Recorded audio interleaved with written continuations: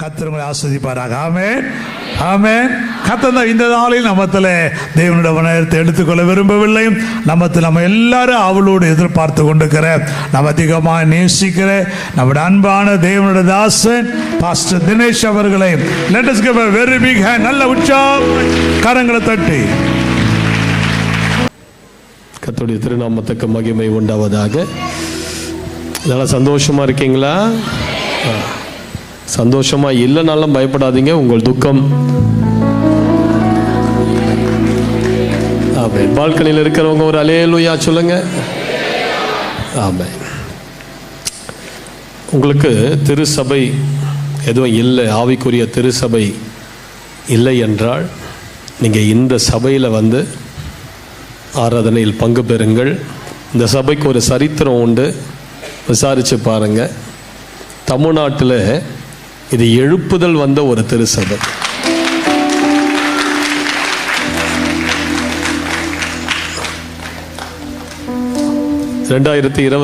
ரெண்டாயிரத்தி மூணுங்களா பாஸ்டர்? 2007 ஒரு ஆராதனையில் ஃபுல்லாக அந்த சபை ஃபுல்லாக மேகம் இறங்கிடுச்சு. ஹல்லேலூயா. அது ஒரு நல்ல ஒரு சரித்திரம். பாஸ்டர் இந்த காரியத்தெல்லாம் எனக்கு சொல்லி கொண்டிருந்தார். அந்த மாதிரி இந்த இடம் முழுவதிலும் மேகம் இறங்கி சிறு பிள்ளைகள் ஆராதனையில் ஆவியில் நிரப்பப்பட்டு ஆவியானவர் சிறு பிள்ளைகள் மூலமாய் பேசுவதும் அநேக அற்புத அடையாளங்கள் நடைபெறுவதும், அப்படி அந்த எழுப்புதல் சில மாதங்கள் வருஷங்கள் இந்த இடத்துல இருந்தது. தமிழ்நாட்டிலேயே தேவன் தமது மகிமையை வெளிப்படுத்த இந்த ஆலயத்தை தெரிந்தெடுத்தார். ஹல்லேலூயா. அதனால உங்களுக்கு எதுவும் சபை இல்லை, ஆவிக்குரிய சபை இல்லைன்னா நீங்கள் இந்த ஆலயத்தில் வந்து கலந்து கொள்ளுங்க, ஆராதனையில் பங்கு பெறுங்க, அங்கத்தினர்களாய் மாறுங்கள். பாஸ்டர் ஜான் கேலேப் அவர்கள்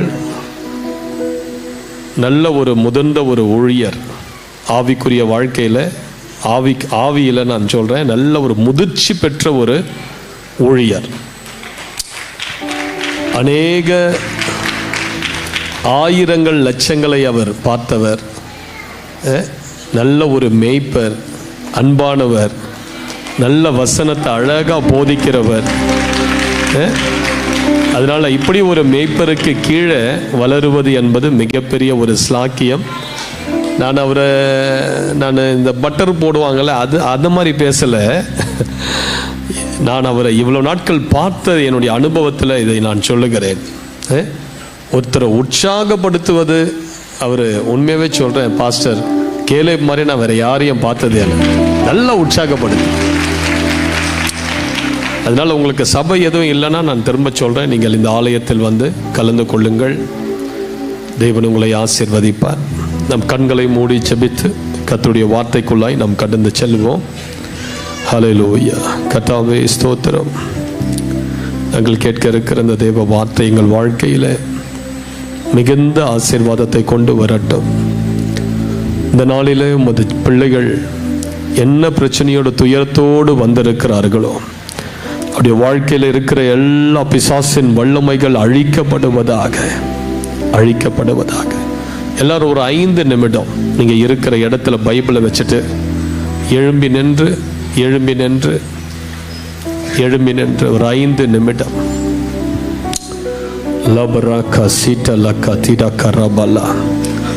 எத்தனை பேர் இங்கே அபிஷேகம் பெற்றவர்கள்? எத்தனை பேர் அந்நிய பாஷை அடையாளத்தோடு ஆவியானவரை பெற்றவர்கள்? கரங்களை உயர்த்தி காண்பியுங்கள். ஹல்லேலூயா. அப்படி பெறாதவங்க இந்த கூட்டம் முடிகிறதுக்குள்ள நீங்க ஆவியின் அபிஷேகத்தை பெற்றுக்கொள்ளணும். பெற்றவர்கள் அந்த அனுபவத்தோடு நீங்க முடிச்சிடக்கூடாது. இங்கிருந்து போகும்போது உங்கள் சரீரம் முழுவதிலும் அனல் கொண்டு இருக்கணும். அந்த அளவுக்கு ஒரு ஸ்ட்ராங்கான ஒரு அனாயிண்டிங் இங்க இருக்கிற எல்லாரும் பெற்றுதான் இன்றைக்கு நீங்கள் வீட்டுக்கு போகணும். ஹல்லேலூயா. இப்போ நம்ம ஜெபிக்க போறோம். ஒரு 5 நிமிடம் ஜெபித்த பிறகு நம்ம ஆண்டவருடைய வார்த்தைக்குள்ள கடந்து போகிறோம். இப்போ நீங்க இங்க ஜெபிக்கும் போது உங்க வீட்டுக்குள்ள இருக்கிற அந்தகார வல்லமை அலறிக்கிட்டு வெளியே ஓடணும். உங்க வேலை ஸ்தலத்துல போராடுகிற மனுஷிக சக்திகள் எரிஞ்சு விழணும். உங்களுக்கு விரோதமா ஏதோ ஒரு இடத்துல உட்கார்ந்து மந்திர பொருட்கள், தகடுகள், பொம்மைகளை வச்சு உங்க குடும்பத்தை ஆட்டி படைச்சுக்கிட்டு இருக்கிறாங்க பாருங்க. அந்த மந்திர பொருட்களை எடுக்கிற கரங்களெல்லாம் செயலிழந்து போகணும். ஓ லாகா டாடா காதா டாகா ராபாகா திடாபாலா. எழும்பு எழும்பு கர்த்தரின் புயமே எழும்பு. ராகாபை துண்டித்தது, வலு சர்பத்தை வதைத்தது நீ அல்லவா, நீ அல்லவா, நீ அல்லவா, நீ அல்லவா. உன் மேல இருக்கிற அபிஷேகம் எவ்வளவு மந்திரவாதங்களை முறியடிச்சது. உன் மேல இருக்கிற தெய்வீக வல்லமை எவ்வளவு மந்திரவாதிகளை விழ பண்ணினது. இதோ கர்த்தருடைய அபிஷேகிக்கிறார். வால்யூம் சரியா அட்ஜஸ்ட் பண்ணி இன்க்ரீஸ் பண்ணுங்க பிரதர். தொண்டை அடைக்குது எனக்கு, இன்க்ரீஸ் பண்ணுங்க நல்லா. லாகா டாடா கா தடாகா ராபாகா சிடாபாலாமா. கர்த்தருடைய வல்லமை இறங்கி வருது, இறங்கி வருது, இறங்கி வருது. அக்கினி இறங்கி வருது. சிலர் உச்சம் தலையில நான் ஆவியில பார்க்கிறேன். ஒரு மின்னலை போல தெய்வீக வல்லமை உன் உச்சம் தலைக்கு நேராய் கடந்து வருகிறது. Receive fire. உன்னை தூக்கி வீசுகிற ஒரு தெய்வீக வல்லமை பாய்கிறது, பாய்கிறது. பால்கனியில் இருக்கிறவர்கள் ஓ லாகா டாடா கர்ராபா, லாகா டாடா கர்ராபா லாகா திடாபாலா. அக்கினி இறங்கி வருது. உன் சரீரத்தின் மேல ஒரு தெய்வீக வல்லமை. அக்கினி, அக்கினி, அக்கினி. இதோ அந்த மந்திர பொம்மைகள் செயலிழந்து போகிறது, தகுதிகள் செயலிழந்து போகிறது, செயலிழந்து போகிறது. ஓ லாகா தேடே கேட பாகா திடா. ஜெபி ஜெபி நல்ல கைகளை தட்டு, நல்ல கைகளை தட்டு. நீ ஜெபிக்க ஜெபிக்க ஜெபிக்க ஜெபிக்க சில மந்திரவாதங்கள் விழுகிறது, விழுகிறது, விழுகிறது. தேவ தூதர்கள் உருவின பட்டயத்தோடு இப்போது பரலோகத்திலிருந்து மின்னல் வேகத்தில் உனக்காக இறங்கி வருகிறார்கள். பெற்றுக்கொண்ட வல்லமையை பெற்றுக்கொள். அக்கினி ரதங்கள் கடந்து வருகிறது, அக்கினி குதிரைகள் கடந்து வருகிறது. ஓ மகிமை மகிமை மகிமை மகிமை மகிமை. தேவ பிள்ளையே கர்த்தருடைய மகிமை உன்மேல வருகிறது. மகிமை மகிமை. நீ இனி வெட்கப்பட்டு நிற்க முடியாது, நீ இனி குறைவோடு நிற்க முடியாது. அந்த பாவத்தின் வல்லமை இனி உன்னை மேற்கொள்ள முடியாது. இதோ மகிமை இறங்குகிறது, மகிமை. கர்த்தருடைய மகிமையை நான் காண்கிறேன். அது உன் தலையின் மேல் இறங்கி ராஜ கிரீடமாய் வருகிறது. அக்கினி அபிஷேகம், அக்கினி அபிஷேகம். இதோ சில சகோதரிகள் மேல் அக்கினி அபிஷேகம் இறங்கி வருகிறது. அக்கினி அபிஷேகம் இறங்குகிறது, அக்கினி அபிஷேகம் இறங்கி வருகிறது. அக்கினி அபிஷேகம் இறங்குகிறது. இது சாதாரண அபிஷேகம் அல்ல. This is fire anointing. அக்கினி அபிஷேகம் இது. அக்கினி அபிஷேகம். உன்னை தூக்கி நிறுத்துகிற அக்கினி அபிஷேகம். உன்னை தூக்கி நிறுத்துகிற அபிஷேகம். உன் சாபங்களை உடைக்கிற அக்கினி அபிஷேகம். சாபங்களை உடைக்கிற அபிஷேகம். பெற்றுக்கொள் பெற்றுக்கொள் பெற்றுக்கொள் பெற்றுக்கொள் பெற்றுக்கொள் பெற்றுக்கொள் பெற்றுக்கொள் பெற்றுக்கொள் பெற்றுக்கொள். இதோ உடைந்த உன் குடும்பங்கள் இப்போது ஆசீர்வதிக்கப்படுகிறது. ஓ ராகா டாடா கர்ராபா லாகா டாடா கத்தா லாகா சிடாபாலா சிடாபாலா. அடக்கி கொள்ளாத, அடக்கி கொள்ளாத. ஆவியானவர் உன்னை தூக்கி வீச இடம் கொடு, உன்னை தூக்கி வீச இடம் கொடு, உன்னை தூக்கி வீச இடம் கொடு. உன் மேல் அக்கினியா இறங்க இடம் கொடு, அக்கினியா இறங்க இடம் கொடு. லாகா சிடா டாடா டாடா ராபா. ஓ விடாத விடாத விடாத விடாத விடாத விடாத. தலையின் மேல ஒரு அக்கினி கலச எண்ணெய் வருகிறது. அக்கினி கலச எண்ணெய் தலையின் மேல் ஊற்றப்படும்படி வருகிறது.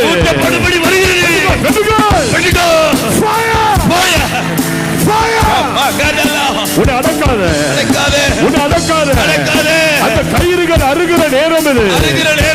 அந்த மந்திர பொம்மைகள் எரிகிற நேரம் இது. அந்த செய்வன கட்டுகள் உடைகிற நேரம். கர்த்தருடைய எழுப்புகிறார், உன்னை எழுப்புகிறார், உன்னை எழுப்புகிறார். 2026 எழுப்புதலின் ஆண்டு. இந்த ஆகஸ்ட் மாசம் நீ எழுப்பி நிற்பார். நீ விழுந்து அழுது புலம்புகிற மனுஷி அல்ல, மனுஷி அல்ல. எழுந்திரு, எழுந்திரு, எழுந்திரு, எழுந்திரு, எழுந்திரு. எலியாவின் தேவன் எங்கே என்று எல்லா யோர்தா நதிகள் பிளக்கிறது, செங்கடல்கள் பிளக்கிறது, செங்கடல்கள் பிளக்கிறது. எலியாவின் தேவன் உன்னோடு இருக்கிறார், உன்னோடு இருக்கிறார். அந்த எலியாவின் சால்வை உன் தலையின் மேல் விழுகிறது. எலியாவின் சால்வை. உன் வீடு ஜெப வீடாய் மாறுகிறது. உன் வீடு ஜெப வீடாய் மாறுகிறது. ஜெப வீடாய் மாறுகிறது. உன் வீடு செய்திக கூடாரமாய் மாறுகிறது. கூடாரமாய் மாறுகிறது. வீடு பெர்னஸ்தா குலமாய் மாறுகிறது. பெர்னஸ்தா குலமாய் மாறுகிறது. வீட்டில் சாபம் இருக்காது. சாபம் இருக்காது. கண்ணீர் இருக்காது. கண்ணீர் இருக்காது. பாடுகள் இருக்காது. இருக்காது. இதோ தேவ தூதன் உன் வீட்டுக்குள் இறங்கி செல்கிறார். இறங்கி கொண்டிருக்கிறார். சட்டைகளை விரித்து தேவ தூதர்கள் வீட்டுக்குள் நடக்கிறார்கள். உன் வீட்டை சுற்றிலும் அக்கினி ரதங்கள் இறங்குகிறது. அக்கினி ரதங்கள் இறங்குகிறது.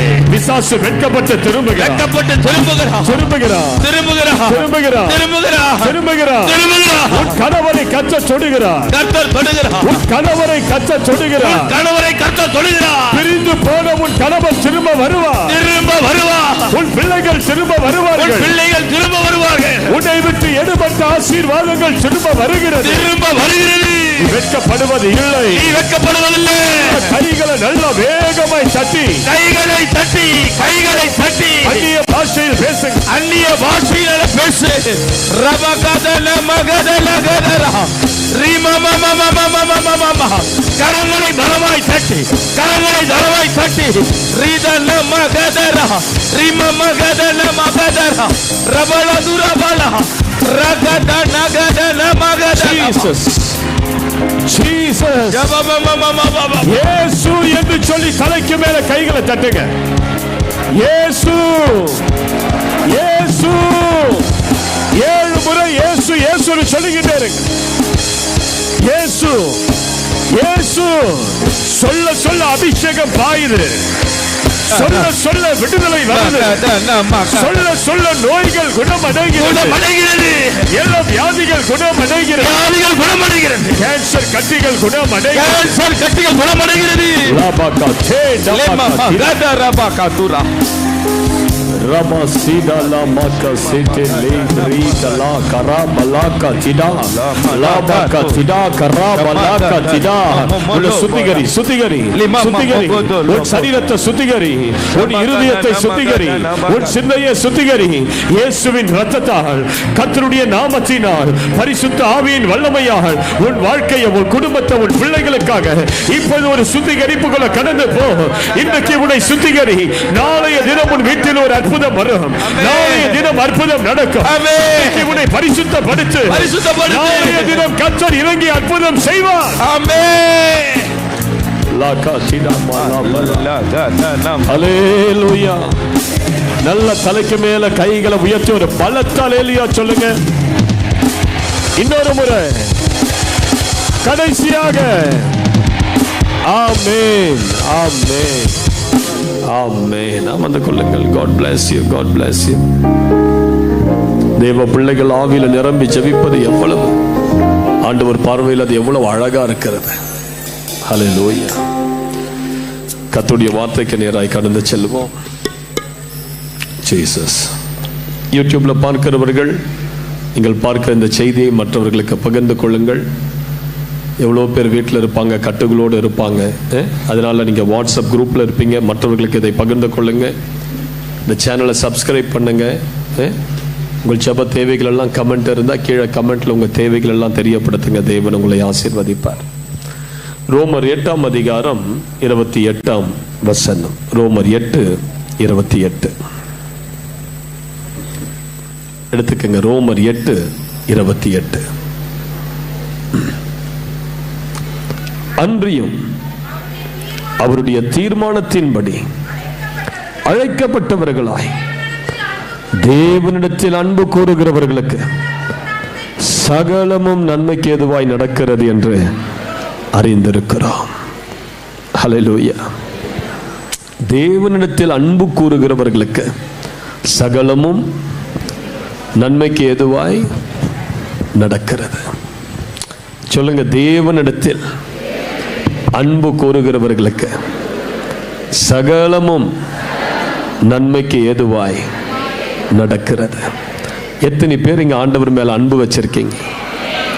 நான் ஆண்டவரை நேசிக்கிறேன்னு சொல்றவங்களாம் கைகளை உயர்த்தி காட்டுங்க.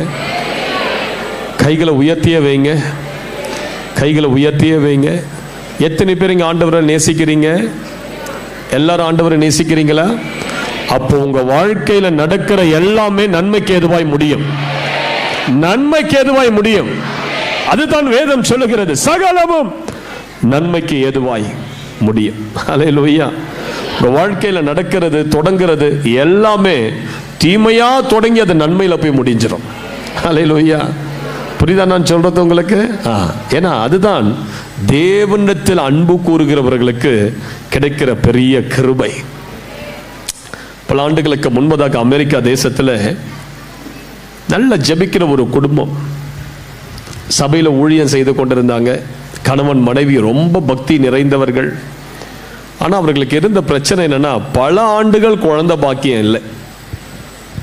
சில நேரங்கள் நம்ம ஆண்டவர்கிட்ட கேட்போம், ஆண்டவரே எவ்வளோ ஊழியம் செஞ்சோம், எவ்வளோ காணிக்கைகளை கொடுக்குறோம், மற்றவர்களை காட்டிலும் நாங்கள் ஒரு படி மேலே தான் உமக்காக எல்லாத்தையும் செய்கிறோம், ஆனால் ஏன் அவர்களுக்கு ஆசீர்வாதம் இருக்குது, எங்கள் வாழ்க்கையில் ஆசீர்வாதம் இல்லை? இந்த குடும்பத்திற்கு அப்படி ஒரு கேள்வி. ஏன் ஆண்டவரே எங்களுக்கு குழந்தை பாக்கியம் கொடுக்கலை? தேவனை அறியாதவன், சாத்தானை வழிபடுறவன், நாத்திகன், இவனுக்கெல்லாம் பிள்ளை பிறக்குது, நாங்கள் கர்த்தருடைய பிள்ளைகள், ஆனால் ஏன் எங்களுக்கு குழந்தை பாக்கியம் இல்லை? ஏன் எங்களை நீங்கள் ஆசீர்வதிக்கலை? எல்லாரும் எங்களை பார்த்து பரியாசம் பண்ணுறாங்க, ஏன் எங்களை நீங்கள் விட்டுட்டீங்க, மறந்துட்டீங்க? மனசில் 1000 கேள்வி. ஆனாலும் கர்த்தருக்கு உண்மையாய் வாழ்ந்தவர்கள், உண்மையாய் ஆண்டவரை தேடியவர்கள், அடிக்கடி ஹாஸ்பிட்டல் போய் மெடிக்கல் ட்ரீட்மெண்ட் எல்லாம் எடுத்து பிள்ளை பாக்கியத்திற்காக என்னென்னமோ பண்ணி பார்த்துட்டாங்க, லட்சங்கள் செலவழிச்சிட்டாங்க, ஒன்றும் பிரயோஜனப்படலை. ஒரு முறை ஹாஸ்பிட்டல் போனாங்க ஒரு செக்கப்புக்காக. டாக்டர் சொல்லிட்டாங்க, இனி நீங்கள் செக்கப் வர்றது வேஸ்ட், இனி உங்களுக்கு மருந்து மாத்திரை கொடுக்கறது பிரயோஜனப்படாது, இனி பிள்ளை பாக்கியம் உங்களுக்கு தங்காது. அதை கேட்ட உடனே ரொம்ப உடஞ்சி அப்படியே உட்கார்ந்து அழ ஆரம்பிச்சிட்டான். அந்த நேரம் பார்த்து ஒரு பெண் வரா, ஒரு கர்ப்பிணி பெண் வரா, 5 மாத கர்ப்பிணி அவ வந்து டாக்டர்ஸ் கிட்ட சொல்றா, எனக்கு இந்த பிள்ளை வேணாம், இந்த பிள்ளைய நான் அபார்ஷன் பண்ணிடுறேன், இந்த பிள்ளையை எடுத்துருங்க, இந்த பிள்ளையை வளர்க்குற சக்தி எனக்கு கிடையாது, இந்த பிள்ளைக்கு, இந்த வயிற்றில் வளர்கிற பிள்ளைக்கு என்னால் பணம் செலுத்தி பிள்ளையை காப்பாற்ற முடியாது, நான் ரொம்ப வறுமையில் இருக்கிறேன், கஷ்டத்தில் இருக்கிறேன், இந்த பிள்ளையை எப்படியாவது அபார்ஷன் பண்ணுங்கன்னு வந்து நிற்கிறேன். உடனே இந்த அம்மா பக்கத்தில் இருந்து அந்த லேடி கிட்ட போய் சொன்னாங்க, ஏம்மா எனக்கு குழந்தை இல்லை, நீ குழந்தைய பெற்று கொடுத்தா அந்த பிள்ளைய நான் வளர்த்துக்கிறேன். அந்த அம்மா சொல்லிச்சு, அப்போ என் வயிற்றில் 2 பிள்ளை இருக்குது, 2 பிள்ளைய நீங்கள் வளர்ப்பீங்களா? தாராளமாக வளர்க்குறேன்னு சொல்லி அந்த அம்மா அந்த டெலிவரி வரைக்கும் எல்லாத்தையுமே பார்த்து 2 பிள்ளை பிறந்தது, ஆண் பிள்ளைகள் 2 பிள்ளையும் இந்த அம்மா தத்தெடுத்து தன் பிள்ளையாய் மாற்றிக்கொண்டார்கள். நல்லா கேளுங்க, இந்த 2 பிள்ளைகளை வீட்டுக்கு கொண்டு வந்து அந்த பிள்ளைகளை பராமரித்து அந்த பிள்ளைகளை வளர்க்க ஆரம்பித்தாங்க. 3 மாதம் கழித்து இந்த அம்மா கர்ப்பிணி ஆயிட்டாங்க. இந்த அம்மாவுக்கு பிள்ளை பிறந்தது 2 பிள்ளை, 2மே ஆண்கள், மொத்தம் 4 பிள்ளை. இதுதான் கர்த்தர். ஹல்லேலூயான்னு சொல்லு. ஹல்லேலூயா. சில நேரங்கள் நாம் சில ஆசீர்வாதங்களுக்காக காத்திருக்கிறோம், ஆனா ஆசீர்வாதம் வராத மாதிரி தெரியுதா? சிஸ்டர், பிரதர், நீங்க காத்திருக்கிறீங்கன்னா உங்களுக்கு ஆண்டவர் ஒரு ஸ்பெஷலான ஏதோ ஒன்று வச்சிருக்கிறார். நீண்ட நாட்களாக காத்திருக்கீங்க, ஏதோ ஒரு காரியத்துக்காக, ஏதோ பொருளாதாரத்துக்காக, குடும்பத்தில் சில காரியங்களுக்காக காத்திருக்கீங்க, ரிசல்ட் வரலையா? வெயிட் பண்ணுங்க, இன்னும் கொஞ்ச நாள் ஆண்டவர் உங்களுக்கு ரெட்டத்தனையா, நாளத்தனையா, 30, 60, 100 தேவன் உங்களை பெருக பண்ணுவார். தேவனிடத்தில் அன்பு கூறுகிறவர்களுக்கு சகலமும் நன்மைக்கு ஏதுவாய் நடக்கிறது. அல்லேலூயான்னு சொல்லுங்க பாருங்க. எபிரேயர் 6:14 சொல்கிறது. எபிரேயர் 6:14, நிச்சயமாக நான் உன்னை ஆசீர்வதித்து உன்னை பெருக பண்ணுவேன். ஆனா இன்றைக்கு அநேக வாக்குத்தத்தங்கள் நமக்கு இருந்தாலும், வேதத்தில் 3000க்கு மேற்பட்ட வாக்குத்தத்தங்கள் உண்டு. இருந்தாலும் அநேகருடைய வாழ்க்கையின் கேள்வி என்ன? ஆண்டவர் இருந்தா நான் ஏன் இப்படி இருக்கிறேன்? கர்த்தர் இருந்தா என் உடம்புல ஏன் நான் வியாதியோடு இருக்கிறேன்? கர்த்தர் இருப்பது உண்மைனா அவருடைய சுகம் அளிக்கிற வல்லமை எங்கே? கர்த்தர் இருப்பது உண்மைனா என் வாழ்க்கையில ஏன் இந்த பிசாசு என்னை விட்டு போகல? கர்த்தர் இருப்பது உண்மைனா ஏன் என் குடும்பம் வியாதியில, ஏன் என் குடும்பம் வறுமையில் இருக்குது? ஏன் நான் கண்ணீரோடு வாழ்ந்து கொண்டிருக்கிறேன்? ஏன் நான் கைவிடப்பட்ட சூழ்நிலையில் இருக்கிறேன்? கேள்வி இருக்கா? கண்டிப்பா இருக்கும். அநேகருடைய இருதயத்தில் அப்படிப்பட்ட கேள்விகள். ஆண்டவர் அற்புதம் செய்கிறவர்னு சொல்றாருங்களே, யார் யாரோ சாட்சியெல்லாம் சொல்றாங்க, அற்புதம்லாம் நடக்குது. ஆனா ஏன் என் வாழ்க்கையில் இந்த அற்புதம் இல்லை? ஏன் என் வாழ்க்கையில் இந்த அற்புத அடையாளங்கள் இல்லை? அநேகருடைய இருதயத்தின் கேள்வி இந்த கேள்வி. பைபிள்ல கிதியோன் என்கிற ஒரு மனிதன் இருந்தார். நியாயாதிபதிகள் 6ஆம் அதிகாரம் 13வது வசனத்துல நீங்க எடுத்து வாசிச்சா அவனுடைய வாழ்க்கையில நிறைய கேள்விகள். அவன் தேவ தூதனை பார்த்து கேட்கிறான், கர்த்தர் இருந்தா அற்புதங்கள் எங்கே? எங்கள் பிதாக்கள் எங்களுக்கு சொன்னாங்களே, எகிப்தை விட்டு புறப்பட்டு வரும்போது வனாந்தரத்தில் நிறைய அற்புதங்களை பார்த்தோம், அதிசயங்களை காட்டினாரு, அதெல்லாம் எங்க? எங்க வாழ்க்கையில் இந்த அற்புதங்கள் எங்க? அவனுடைய இருதயத்தில் பல நூற்றுக்கணக்கான கேள்விகள். சிஸ்டர் பிரதர், இன்றைக்கு நீங்க பலவிதமான கேள்விகளோடு இந்த கூட்டத்துக்கு வந்திருக்கலாம். அற்புதங்கள் எங்க சார்? ஏன் எங்க வாழ்க்கையில் அற்புதங்கள் நடக்கல? ஏன் அதிசயங்கள் நடக்கல? நீண்ட நாட்களா அந்த வியாதிகளுக்காக ஜெபம் பண்ணிட்டோம். அந்த போராட்டம் என் குடும்பத்தை விட்டு நீங்கள, என் கணவரை விட்டு நீங்கள, பிள்ளைகளை விட்டு நீங்கள, கண்ணீரோடு இருக்கிறோம். எவ்வளவு நாட்கள் நாங்கள் பொறுத்திருப்பது? ஏன் அற்புதம் செய்யல கர்த்தர்? என்ன சாபம் என் வாழ்க்கையில? ஏன் எங்களுக்கு இந்த காரியம் மாறல? பல விதமான கேள்விகள் நமது இருதயத்தில் ஓயாத அலைகளை போல அவைகள் எழும்பிக் கொண்டே இருக்கிறது. சிஸ்டர் பிரதர், அப்படிப்பட்டவர்களுக்கு கர்த்தர் சொல்லுகிற பதில் என்ன? ஏசாயா 55:8 ஆண்டவர் சொல்றார். ஏசாயா 55:8-9 எடுத்து வாசித்து பாருங்கள். என் நினைவுகள் உங்கள் நினைவுகள் அல்ல, உங்கள் வழிகள் என் வழிகளும் அல்ல என்று கர்த்தர் சொல்லுகிறார். பூமியை பார்க்கிலும் வானம் எப்படி உயர்ந்ததா இருக்கிறதோ அப்படியே உங்கள் வழிகளை பார்க்கிலும் என் வழிகளும், உங்கள் நினைவுகளை பார்க்கிலும் என் நினைவுகளும் உயர்ந்திருக்கிறது. அல்லேலூயா. அப்ப ஆண்டவர் சொல்றார், உன் நினைவுகள் என் நினைவுகள் அல்ல, உன் வழிகள் என் வழிகள் அல்ல, என் நினைவுகள் உயர்ந்த நினைவுகள். கர்த்தர் உங்களுக்காக வைத்திருக்கிற திட்டங்கள் மகா பெரிய திட்டங்கள். எத்தனை பேர் இதை நம்புறீங்க? எத்தனை பேர் இதை விசுவாசிக்கிறீங்க? உங்களுக்கு வைக்கப்பட்டிருக்கிற தெய்வீக திட்டம் என்பது அது மிக பெரியது. உங்க கற்பனையினால, சிந்தனையினால அது எண்ணி பார்க்க முடியாதது, அதை யோசித்து கூட பார்க்க முடியாத அளவு தேவன் உங்கள் மேல வைத்திருக்கிற திட்டங்கள், நினைவுகள் மிக உயர்ந்ததா இருக்கிறது. ஹல்லேலூயான்னு சொல்லுங்கப்பா. சிஸ்டர் பிரதர், பல ஆண்டுகளுக்கு முன்பதாக ஒரு கெனடியன் மிஷனரி ஒருவர் நியூ கினி என்று சொல்லக்கூடிய ஒரு தேசத்துக்கு அவர் மிஷனரியாக புறப்பட்டு போனார். அவர் பேரு டான் ரிச்சர்ட்சன். அவருக்கு அண்ணன் தம்பிங்கெல்லாம் இருந்தாங்க. பொதுவாக இந்த அமெரிக்கர்கள், இந்த கெனடியன்ஸ் எல்லாம் பார்த்தீங்கன்னா ஜைஜாண்டிக்கா இருப்பாங்க. அந்த பிரீடே வித்தியாசமா இருக்கும் பாருங்க. பெண்கள் கூட பார்த்தீங்கன்னா எல்லாம் 6 அடியில் இருப்பாங்க. அப்படி ஓட்டமெல்லாம் பார்த்தீங்கன்னா வாட்ட சாட்டமா, அவங்க எதிர்க்க நம்ம நின்னா நமக்கு ஒரு மாதிரி அசிங்கமா இருக்கு, நம்ம எல்லாம் குள்ளமா இருக்கிற மாதிரி தெரியுது, அப்படி தோணும். அமெரிக்கர்கள்லாம் பார்த்தீங்கன்னா ஜைஜாண்டிக் ஃபிகரா இருப்பாங்க. இப்படி இந்த கெனடியன் டான் ரிச்சர்ட்சன், இவருடைய வீட்டில் எல்லாருமே உயரமானவர்கள், ஆனா இவர் மட்டும் குள்ளம். இவருடைய பிறப்புல இவருக்கு இந்த முடி, இந்த செம்மட்ட முடியா இருக்கிற பாத்தீங்களா, இந்த பிளாண்ட் ஹேர் அப்படின்னு சொல்லுவாங்க பாருங்க, முடியெல்லாம் அப்படி செம்மட்ட முடி. மற்றவங்களுக்கு எல்லாருக்கும் கருப்பு நிறத்தில் இருக்குது வீட்டுல, ஆனா இவருக்கு செம்மட்ட முடி. இவரு பார்க்கறதுக்கு வீட்டுல குள்ளமா இருக்கிறாரு. எல்லாரும் இவரை பார்த்து கேலி பண்ண ஆரம்பிச்சாங்க. என்னடா உன் வீட்டுல நீ மட்டும் தான் குள்ள ஜப்பானா இருக்கிற, எல்லாரும் வீட்டுல ஹைட்டா இருக்கிறாங்க, உன் முடி என்ன இப்படி செம்மட்ட முடி பிடிச்சு போய் இருக்குது.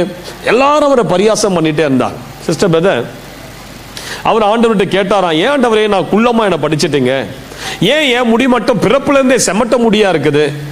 ஏன் என்ன மட்டும் நீங்க இப்படி விட்டுட்டீங்க? என் அண்ணன் தம்பிங்கெல்லாம் பார்க்கறதுக்கு ஜைஜாண்டிக்கா அழகா நல்ல கருப்பு முடியோடு நல்ல வாட்ட சாட்டமா 6 அடி உயரத்துல இருக்கிறாங்க, அழகா இருக்கிறாங்க. ஆனா நான் மட்டும் என் சைனீஸ்கார மாதிரி என்ன படிச்சு விட்டுட்டீங்க? ஆண்டவர்கிட்ட அவர் கேள்வி கேட்டார். ஆனா ஆண்டவர் பதில் சொன்னாரா? இல்ல. சில நேரங்கள் நீங்க என்னதான் ஆண்டவர்கிட்ட கேள்வி கேட்டாலும் அவர் பதில் சொல்லவே மாட்டார். அவர் செய்யும் போது நீங்க அதை பார்த்து புரிஞ்சுப்பீங்க. நல்லா கேளுங்க. இப்போ இவரு ஆண்டவர் மேல மிகுந்த பக்தி வைராக்கியம் கொண்டு நியூ கினி என்று சொல்லக்கூடிய ஒரு தேசத்துக்கு இவர் மிஷனரியாக புறப்பட்டு போயிட்டார். அந்த இடத்துல பாத்தீங்கன்னா பயங்கரமான கொடூரமான காட்டின வாசிகள் மத்தியில் அவர் ஊழியம் செய்ய போகிறார். அவர்கள் யாருன்னா ஹெட் ஹண்டர்ஸ், மனிதர்களை வெட்டி கொல்லுகிறவர்கள். அங்க 2 கூட்டங்கள் இருந்ததா. அந்த 2 கூட்டங்களுக்கு இடையே எந்நேரமும் சண்டை, யுத்தம், வெட்டு குத்துதான். அந்த அரசாங்கமே அவர்களை கட்டுப்படுத்த முடியலை. எல்லாரும் வீட்டுக்குள்ளேயும் மண்ட ஓட்டுகளை கொண்டு வந்து வைத்து, அப்படிப்பட்ட ஒரு மோசமான இடத்திற்கு ஏராளமான மிஷனரிகள் போயிருக்கிறாங்க, அமெரிக்க மிஷனரிகள். ஆனா ஒருத்தர் கூட சக்சஸ் அந்த இடத்துல ஊழியம் செஞ்சு அந்த ஜனங்களை சுவிசேஷத்துக்குள்ளேயும் ரட்சிப்புக்குள்ளேயும் நடத்த முடியல. Every missionary failed. எல்லா மிஷனரிகளும் தோத்து போயிட்டாங்க அந்த ஜனங்களுக்கு மத்தியில. அந்த இடத்துக்கு தான் இப்ப ஆண்டவர் இந்த டான் ரிச்சர்ட்சனை ஊழியத்துக்கு அனுப்புகிறார். நீ அங்க போ, அங்க நான் உனக்கு ஒரு ஊழியத்தை வச்சிருக்கிறேன். இப்போ இந்த டான் ரிச்சர்ட்சன் அந்த இடத்துக்கு ஊழியம் போனாரு பாருங்க.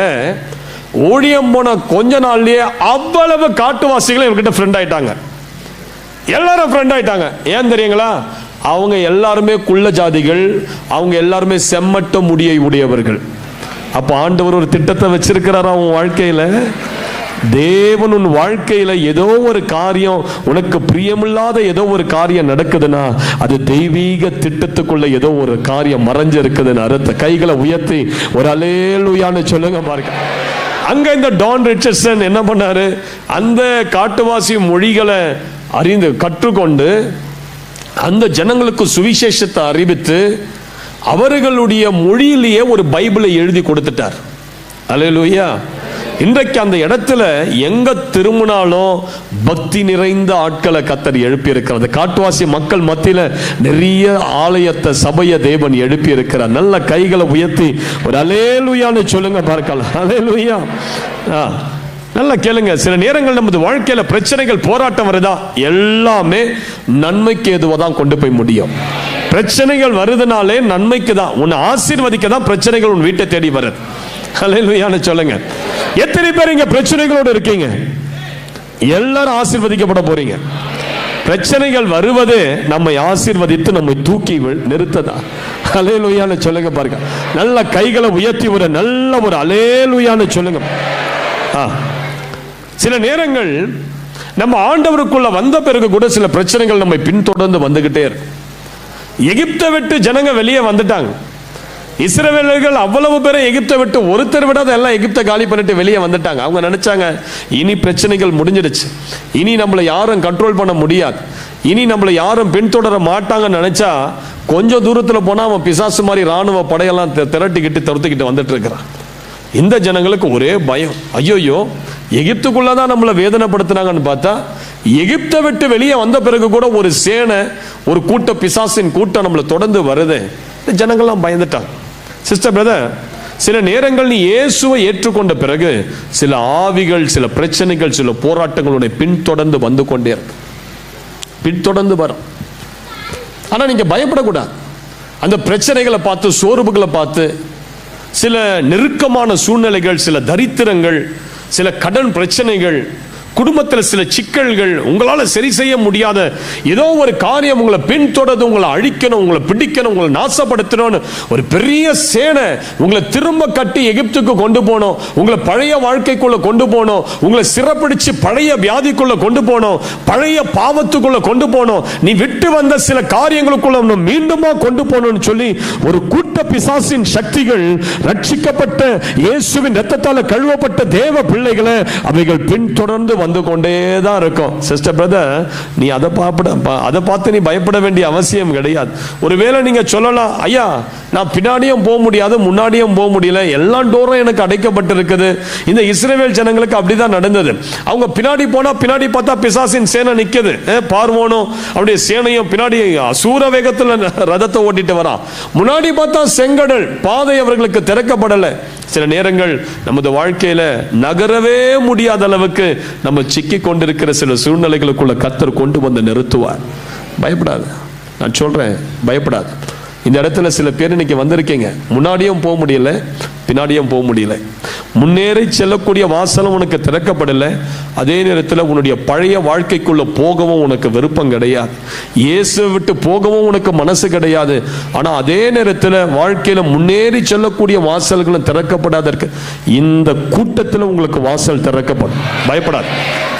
இந்த கூட்டம் முடிஞ்சு நீங்க வீட்டுக்கு போறதுக்குள்ள உங்களுக்கு கதவுகள் திறக்கப்பட்டிருக்கு. உங்களுக்கு செங்கடல்கள் பிளந்து உலர்ந்த தரைய கர்த்தர் உங்களுக்கு ஆயத்தம் பண்ணி இருப்பார். நான் சொல்றேன், இந்த ஆகஸ்ட் மாதம் இங்க வந்திருக்கிற ஒவ்வொரு குடும்பங்களிலும் அற்புதங்களை நீங்க காண போறீங்க, அதிசயங்களை நீங்க காண போறீங்க. உங்க கண்களால நம்ப முடியாத அற்புதங்களை கர்த்தர் செய்து உங்களை சாட்சியா இந்த ஆகஸ்ட் மாதத்தில் தேவன் உங்களை நிறுத்த போகிறார். நல்ல கைகளை தலைக்கு மேல தட்டி ஒரு பெரிய அல்லேலூயா சொல்லுங்க பார்க்கலாம். பெரிய அல்லேலூயா சொல்லுங்க பார்க்கலாம்.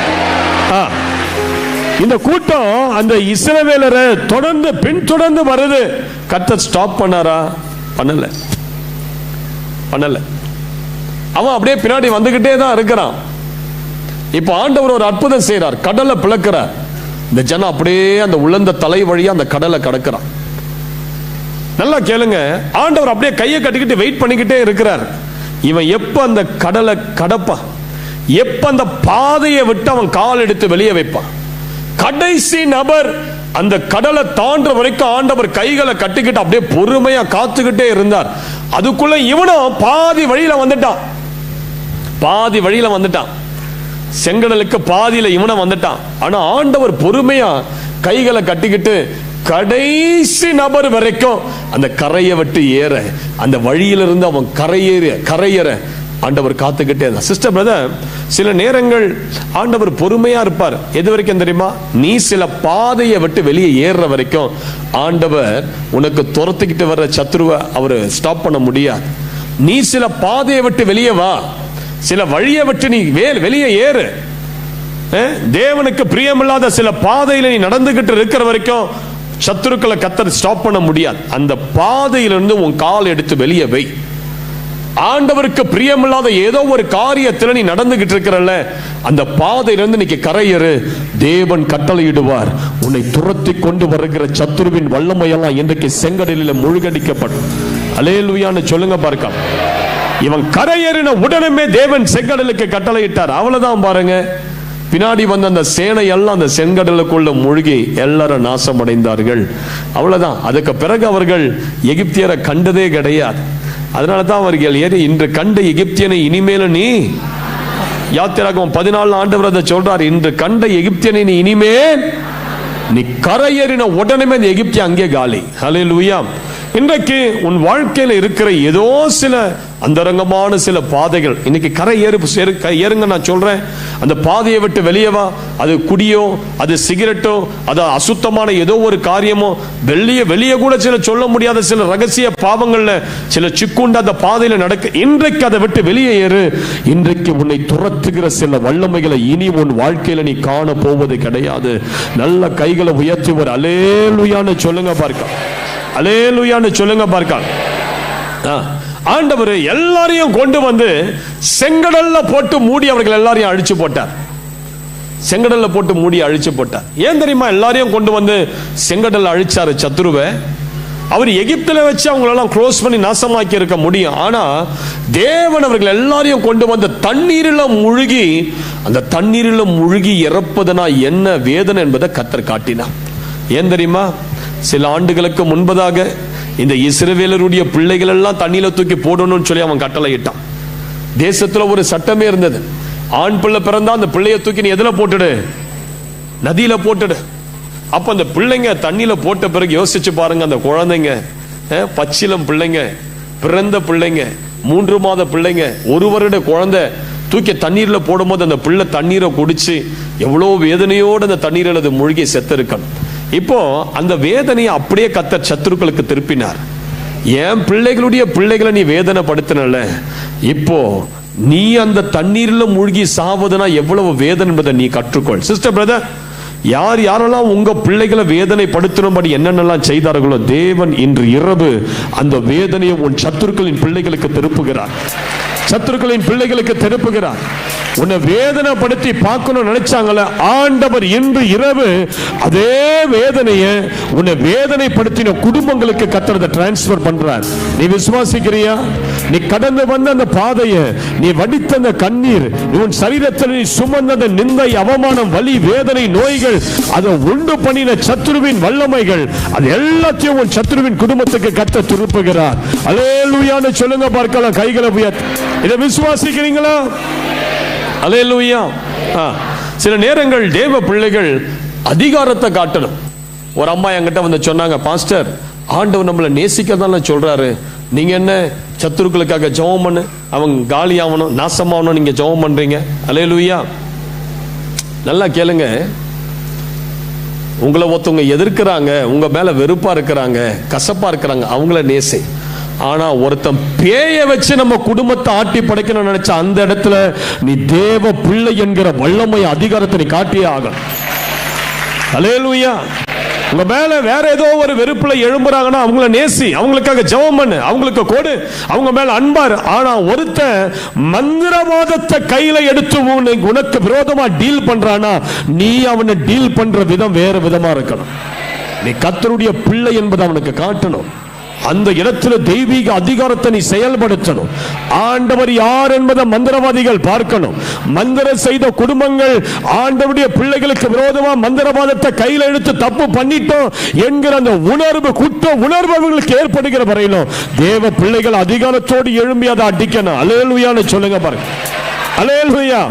சில நேரங்கள் தேவ பிள்ளைகள் கர்த்தர் கொடுத்த அபிஷேகத்தை அதிகாரத்தில் நீ எழும்பி நீ யுத்தம் பண்ணும்போது என்ன நடக்கும் தெரியுமா? உனக்கு விரோதமா அனுப்பப்பட்ட ஆவி அனுப்பப்பட்ட குடும்பத்தை போய் அடிக்கும், குடும்பத்தை அடிச்சிடாது. அல்லேலூயா. அதனாலதான் மந்திரம் செய்யும் போதே அவன் சேஃப்டிக்கு ஒரு மந்திரத்தை செஞ்சு கொண்டு வந்து அவன் வீட்டுல கட்டுறான். ஏன்? அனுப்புற இந்த ஆவி திரும்ப ரிட்டர்ன் வந்து நம்மளை அடிச்சிடக்கூடாதுன்னு சொல்லிட்டு. அல்லேலூயா. ஆனா அவன் என்னதான் கட்டினாலும் இன்று இரவு அந்த கட்டெல்லாம் உடைச்சிட்டு போய் அந்த ஆவிகள் அந்த குடும்பத்தை அடிக்கும். நம்புறீங்களா? அத அல்லேலூயா.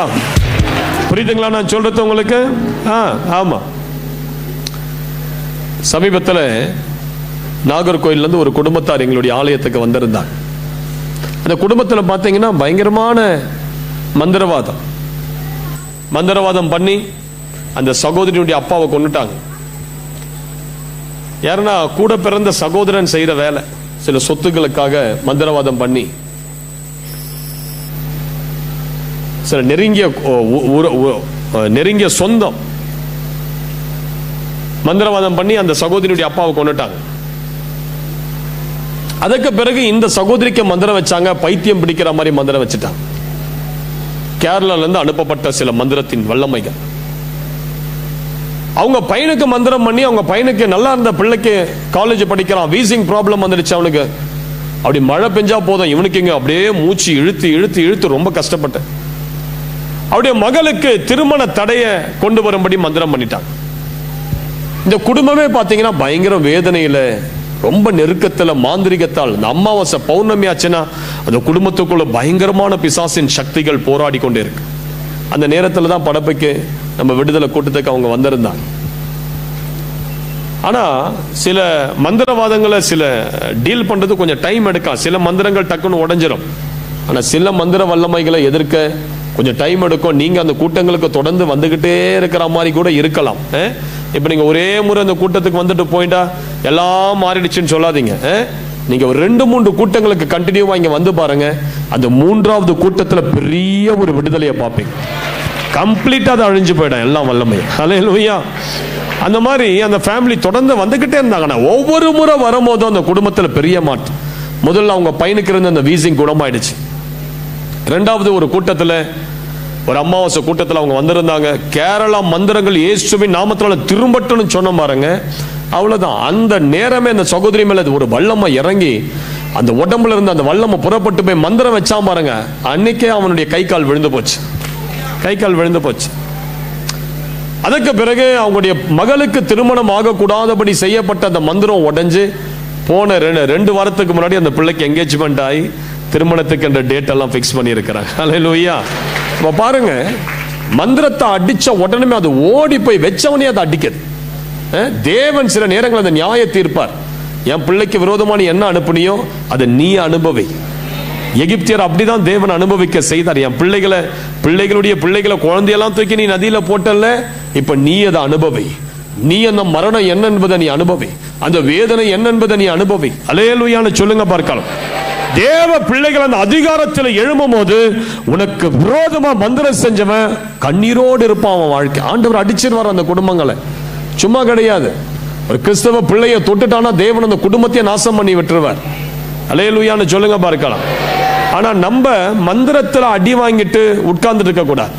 நம்ம வீடெல்லாம் கட்டப்பட்டு, நம்முடைய ஆசீர்வாதங்கள்லாம் கட்டப்பட்டு, நம்ம ஜபாவி கட்டப்பட்டு, நம்ம சரீரத்துல வியாதியை வாங்கிக்கிட்டு பிசாசின் தொல்லையில போராட்டத்துல இங்க கூட்டம் கூட்டமா ஓடி இதெல்லாம் நம்ம பண்ணிட்டு இருக்கோம். நம்ம ஜெபம் பண்ணா அந்த இடத்துல அடி விழும். அப்படி எஃபெக்டிவா ஜெபிக்கணும். அல்லேலூயா. எகிப்துல பாருங்க, மோசே தனி ஆளா போய் நிக்கிறான். அந்த எகிப்தின் மந்திரவாதிகள் எல்லாம் மோசேக்கு விரோதமா வந்து எழும்பி நின்றாங்க. ஆனா என்ன நடந்தது? பைபிள் சொல்லுது, மந்திரவாதிகள் மோசேக்கு முன்பதாக நிற்க கூடாமல் முதுகை காட்டி ஓடினார்கள். இந்த மந்திரவாதிகள் சொல்லிட்டு போறாங்க, ஐயோ அந்த மோசே மேல கத்தர் கரம் இருக்குது, இது கத்தருடைய விரல், இது இந்த கத்தர் விரலுக்கு முன்பதாக எங்களால நிற்க முடியாது, கத்தர் கரத்துக்கு முன்பதாக எங்களை நிற்க முடியாது. சிஸ்டர் பிரதர், அபிஷேகம் பெற்ற தேவ பிள்ளைக்கு விரோதமா இந்த பூமியில மந்திரவாதங்கள் செழிக்கவே செழிக்காது. மந்திரவாதங்கள் பலிக்க கூடாது. உன் மேல இருக்கிறது உண்மையான அபிஷேகம்னா இன்று இரவு உனக்கு விரோதமான எல்லா மந்திரவாதங்கள் இந்த இடத்துல நொறுங்கியவைகள் அழிந்துதான் ஆகணும். நல்ல கைகளை தட்டிவர் அல்லேலூயான்னு சொல்லு. நல்ல கைகளை தட்டிவர் அல்லேலூயான்னு சொல்லு. அல்லேலூயா. யுத்தம் யாருடையது சிஸ்டர்? நல்லா சொல்லுங்க, யுத்தம் யாருடையது? யுத்தம் யாருடையது? கர்த்தருடையதுனா கர்த்தர் இன்று இரவு உனக்காக யுத்தம் பண்ணுவார். இந்த மாதம் கர்த்தர் உனக்காக யுத்தம் பண்ணுவார். உன் வேலை ஸ்தலத்தில் உனக்காக இறங்கி யுத்தம் பண்ணுவார். அந்த கோர்ட்டு கேஸ்ல கர்த்தர் உனக்காக எழும்பி யுத்தம் பண்ணுவார். அல்லேலூயான்னு சொல்லுங்க பார்க்கலாம். அதனால தைரியமா இருங்க, தைரியமா இருங்க. எந்த சூழ்நிலையும் உன் ஜெபத்தால நீ மாற்ற முடியும். எந்த சூழ்நிலையும் முழங்கால இருக்கிற வல்லம் அந்த உலகத்துல அணு சக்திக்கு கூட கிடையாது. அவ்வளவு வல்லமா இருக்குது உன் முழங்கால் ஜெபத்துல. அதிகாலையிலிருந்து முட்டி போட்டு பாருங்க, நடக்குதா இல்லையான்னு பாருங்க. உனக்கு விரோதமா மந்திரம் செஞ்சாலாம் ஒன்னலதான் நாசமாயிடுவோம். நாங்க பெருங்குளத்தூர் என்கிற ஊருக்கு 1992 வந்தோம்.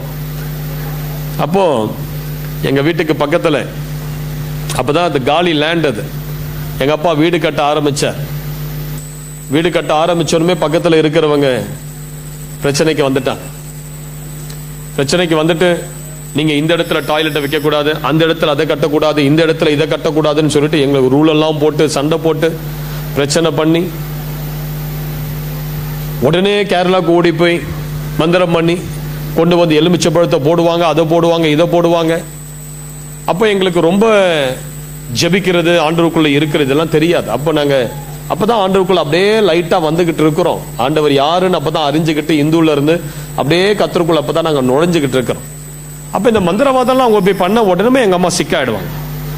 அந்த லேடி ஊருக்கு போயிட்டு வந்தாலே எங்க அம்மா இங்க மந்திரவாதம் ஏதாவது ஒன்று தாக்கி எங்க அம்மாவுடைய உடம்ப பலவீனப்படுத்தி சிக்காயிடுவாங்க. இப்படியே நாட்கள் போய்கிட்டே இருந்தது.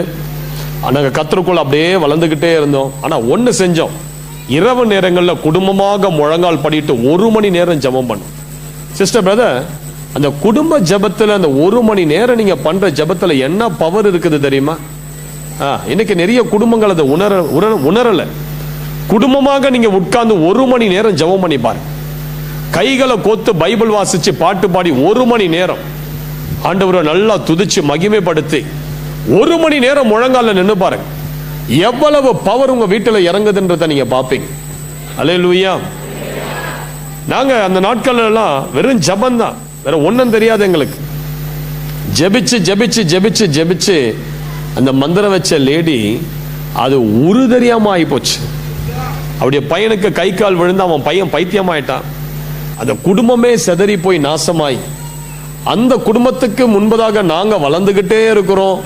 எங்களுடைய ஆசீர்வாதங்கள் உயர்ந்து இருக்கிறது. எங்களுக்கு முன்பதாக அவர்கள் தாழ்த்தப்பட்டு அவமானப்பட்டு அவங்க நிக்கிறாங்க. அல்லேலூயா. கடன்காரர்கள் வந்து அந்த வீட்டை எதிர்க்க நின்று அவ்வளோ அசுத்தமான வார்த்தைகளை பேசி திட்டி தேவன் அவர்களுக்கு எதிர்க்க கர்த்தர் மகிமைப்படுத்தி வச்சிருக்கார். எதுக்கு சொல்றேன்னா, உன் ஜெபம் எல்லா மந்திரத்தையும் ஜெயிக்கக்கூடிய சக்தி உன் ஜெபத்துக்கு உண்டு. எந்த அந்தகார சக்தியையும் ஜெயிக்கிற வல்லமை உன் ஜெபத்துல இருக்குது. ஹல்லேலூயா. அதனாலதான் பாருங்க, சத்துரு முதல்ல எதை கட்டுறானா, உன் ஜெபத்தை கட்டி போடுறான்.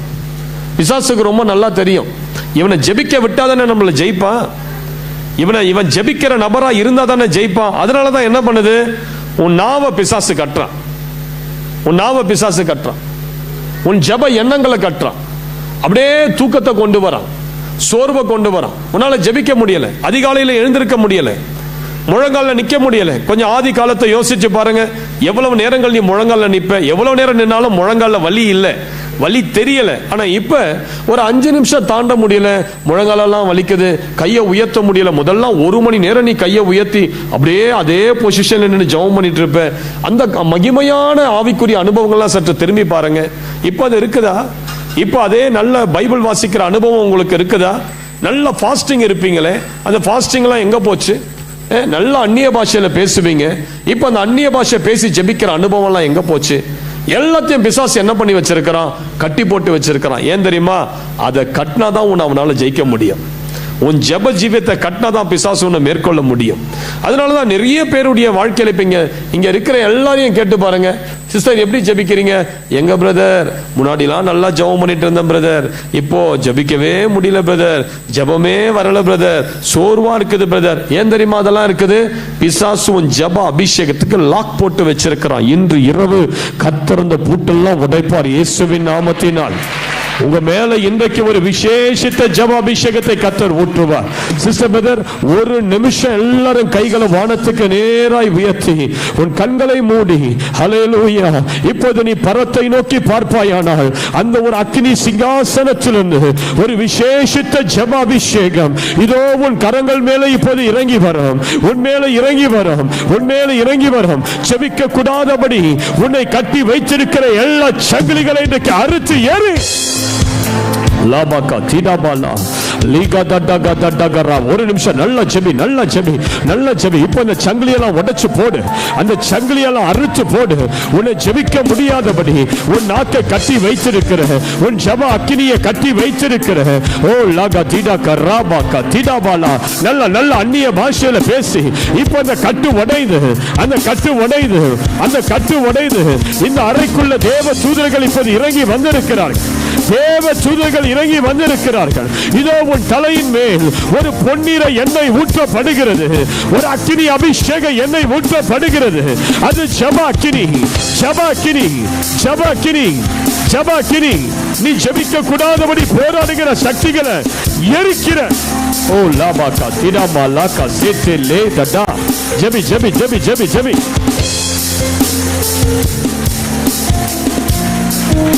ஜெபிங்க ஜெபிங்க ஜெபிங்க ஜெபிங்க ஜெபிங்க. ஓ தடக்கா திடாபாலக்கா திடாபாலா. நல்ல நல்ல நல்ல வாய்களை தர. அந்த நாவின் கட்டுகள் அரட்டும், நாவின் கட்டுகள் அரட்டும், நாவின் கட்டுகள் அரட்டும். இதோ நீ வழக்கமாய் ஜெபிக்கிற அந்த ஜெப அறையில இப்போது ஒரு அக்கினி அந்த இடத்துல இறங்கி வருது. அக்கினி, அக்கினி உன் ஜெப அறையை, ஜெப அறையை பிரதிஷ்டை பண்ணுகிற அக்கினி, பரிசுத்தப்படுத்துகிற அக்கினி. இதோ நீ வழக்கமாய் முழங்கால் படியிட்டு ஜெபிக்கிற அந்த இடத்துல ஒரு வல்லமை இறங்குது, இறங்குது, இறங்குது, இறங்குது, இறங்குது, இறங்குது. ஓ லாபாக்கா சீடாபாலா. உன் மேல அந்த பழைய ஜெப அபிஷேகம், ஜெப அபிஷேகம், பல மணி நேரங்கள் அந்நிய பாஷையில ஜெபிக்கிறது அபிஷேகம் உன் மேல இறங்கி வருகிறது. பெற்றுக்கோ, பெற்றுக்கொள்ளுங்க வல்லமையை. ஓ லாபா சேட்டே லீகா திடா கர்ராபாலாக்கா திடா கர்ராபாலாக்கா திடா கர்ராபாலாக்கா திடா கர்ராபாலாக்கா திடா கர்ராபாலாக்கா திடாபாலா. அல்லேலூயான்னு சொல்லுங்க பாருங்க. சிஸ்டர் பிரதர், இன்றைக்கு தேவனால் ஆசீர்வதிக்கப்பட்ட ஒரு மனிதனுடைய வாழ்க்கையை நான் உங்களுக்கு காண்பிக்கிறேன். எடுத்து வாசிங்க. 1 சாமுவேல் 9ஆம் அதிகாரம் 3, 4, 5, 6. நேரம் அதிகமல்ல, டக்குன்னு நான் வாசிக்கிறேன். சவுலின் தகப்பனாகிய கீசுடைய கழுதைகள் காணாமற் போயிற்று. ஆகையால் கீஸ் தன் குமாரனாகிய சவுலை நோக்கி, நீ வேலைக்காரரில் ஒருவனை கூட்டிக் கொண்டு கழுதைகளை தேடி புறப்பட்டு போ என்றான். அப்படியே அவன் எப்ராஹிம் மலைகளையும் சலீஷா நாட்டையும் கடந்து போனான். அங்கே அவைகளை காணாமல் சாலிம் நாட்டை கடந்தார்கள், அங்கேயும் காணவில்லை. பென்யாமின் நாட்டை உருவ கடந்தும் அவைகளை காணவில்லை. அவர்கள் சூப் என்னும் நாட்டிற்கு வந்தபோது சவுல் தன்னோடு இருந்த வேலைக்காரனை நோக்கி, என் தகப்பன் கழுதைகளின் மேலுள்ள கவலையை விட்டு நமக்காக கவலைப்படாதபடிக்கு திரும்ப போவோம் வா என்றான்.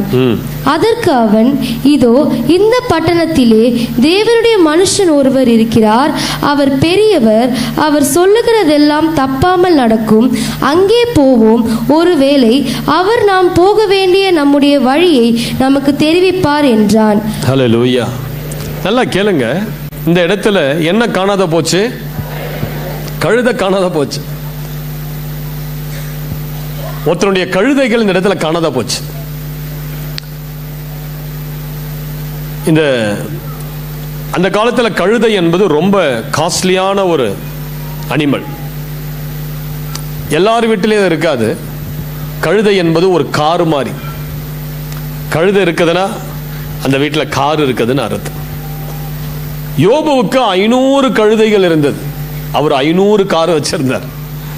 அப்போ கழுதை என்பது அந்த காலத்துல விலையேற பெற்றது. இப்போ அந்த கழுதெல்லாம் காணாத போச்சு. கழுதைகள்லாம் அப்படியே நல்லா மேய்ஞ்சிக்கிட்டு இருந்த கழுதை தான். ஆனா அது புத்தி மாறி வீட்டை விட்டு ஓடி போச்சு அந்த கழுதை.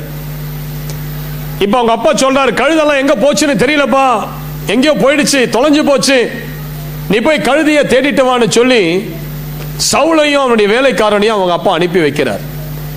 இப்ப இந்த சவுல் என்ன பண்றான்? கழுதையை தேடி நடக்கிறான்.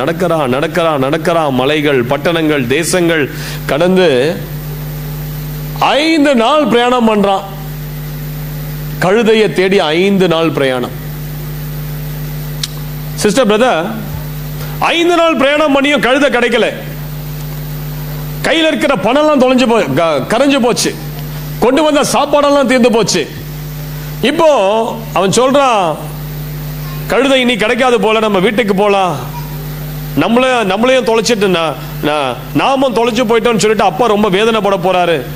கழுதைகள் மேல இருக்கிற வேதனையை விட நம்ம காணாத போயிட்டோம்னா அது வேதனை அதிகமா, நம்ம போலாம் அப்படின்னு சொல்லிட்டு சொல்லும் போது அப்பதான் ஒருத்தன் சொல்றான், இந்த இடத்துல ஒரு தீர்க்கதரிசி உண்டு, அவர் ஒரே ஒரு முறை போய் நம்ம பார்த்துட்டு வந்துடலாம்.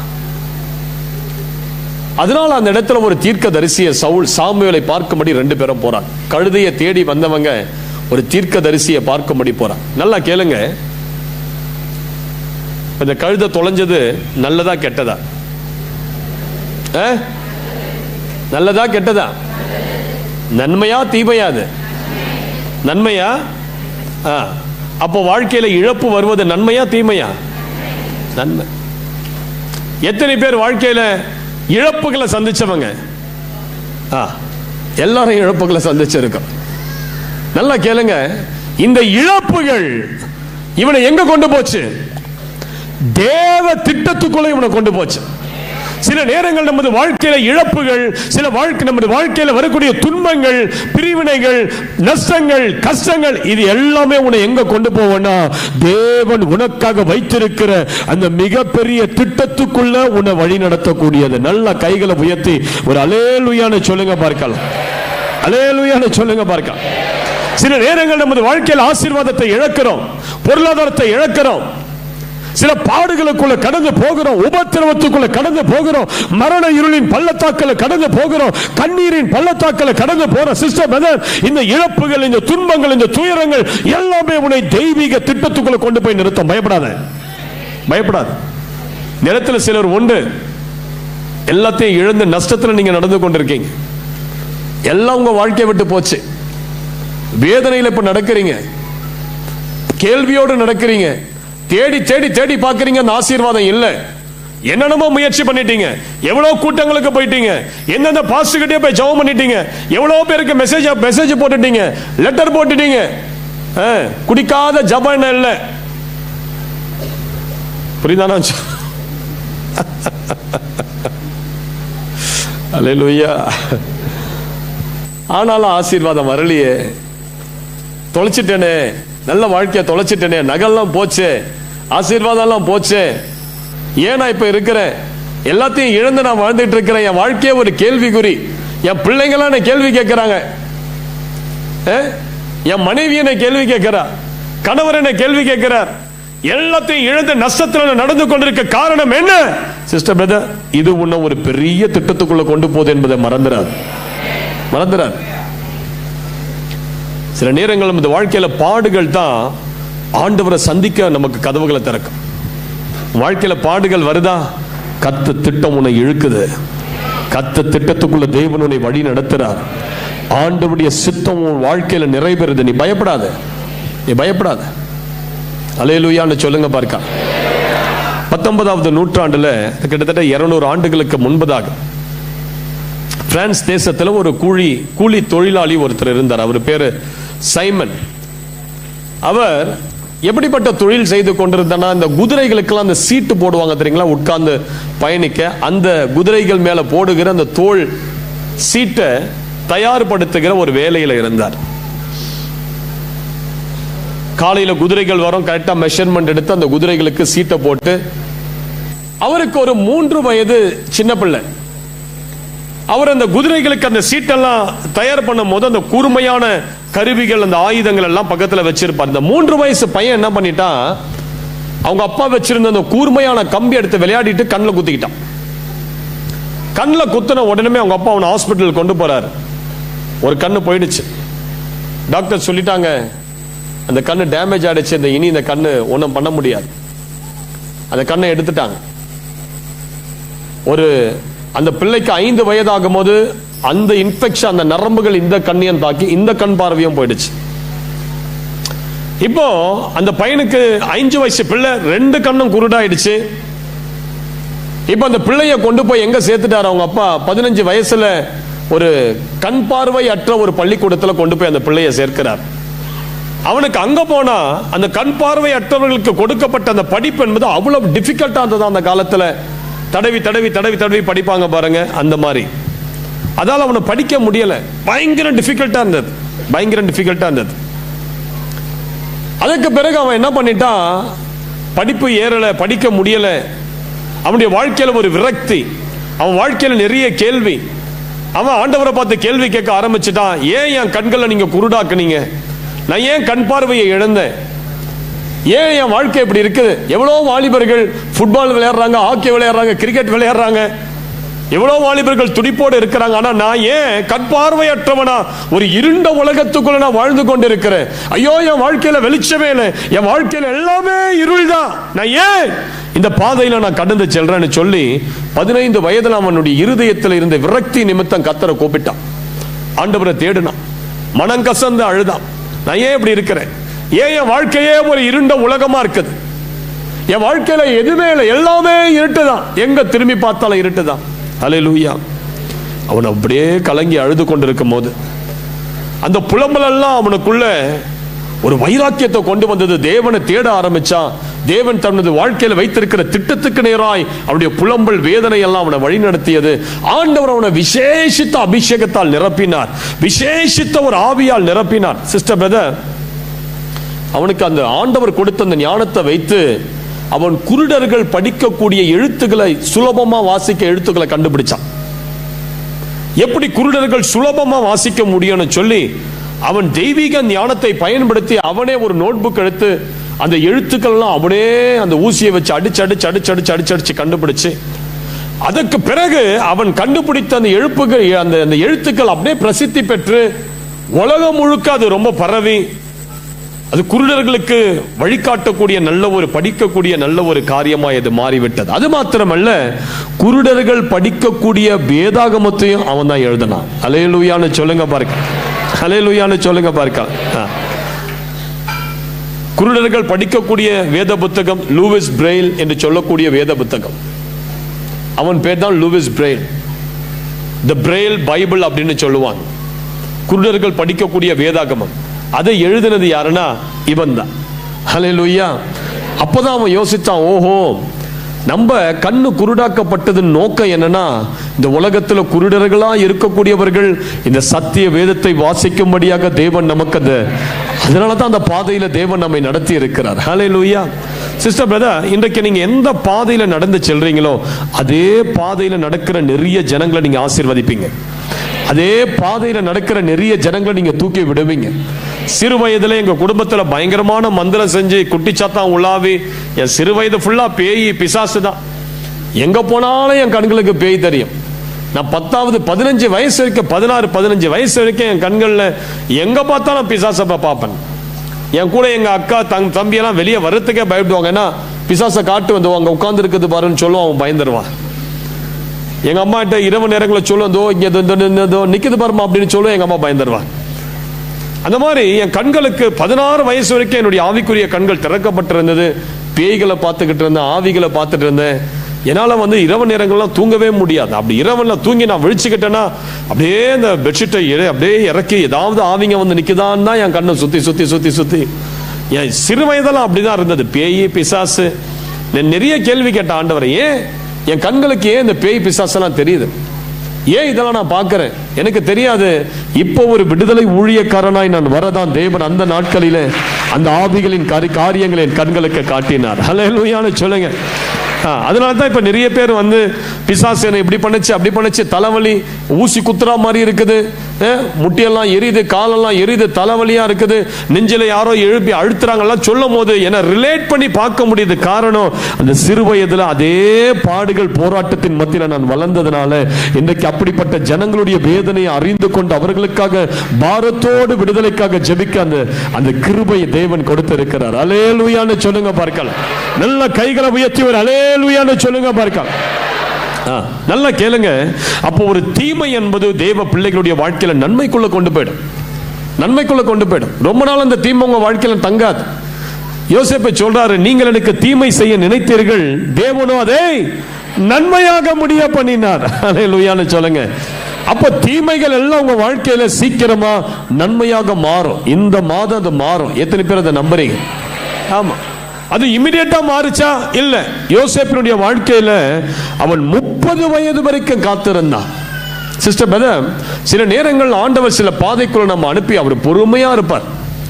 நீங்க நினைக்கிற நேரத்தில் அவர் நம்மளை விடுதலையாக்க மாட்டார். நீங்க நினைக்கிற நேரத்தில் ஆண்டவர் உங்களுக்கு வாசலை திறக்க மாட்டார். கர்த்தருக்கு ஒரு டைம் உண்டு.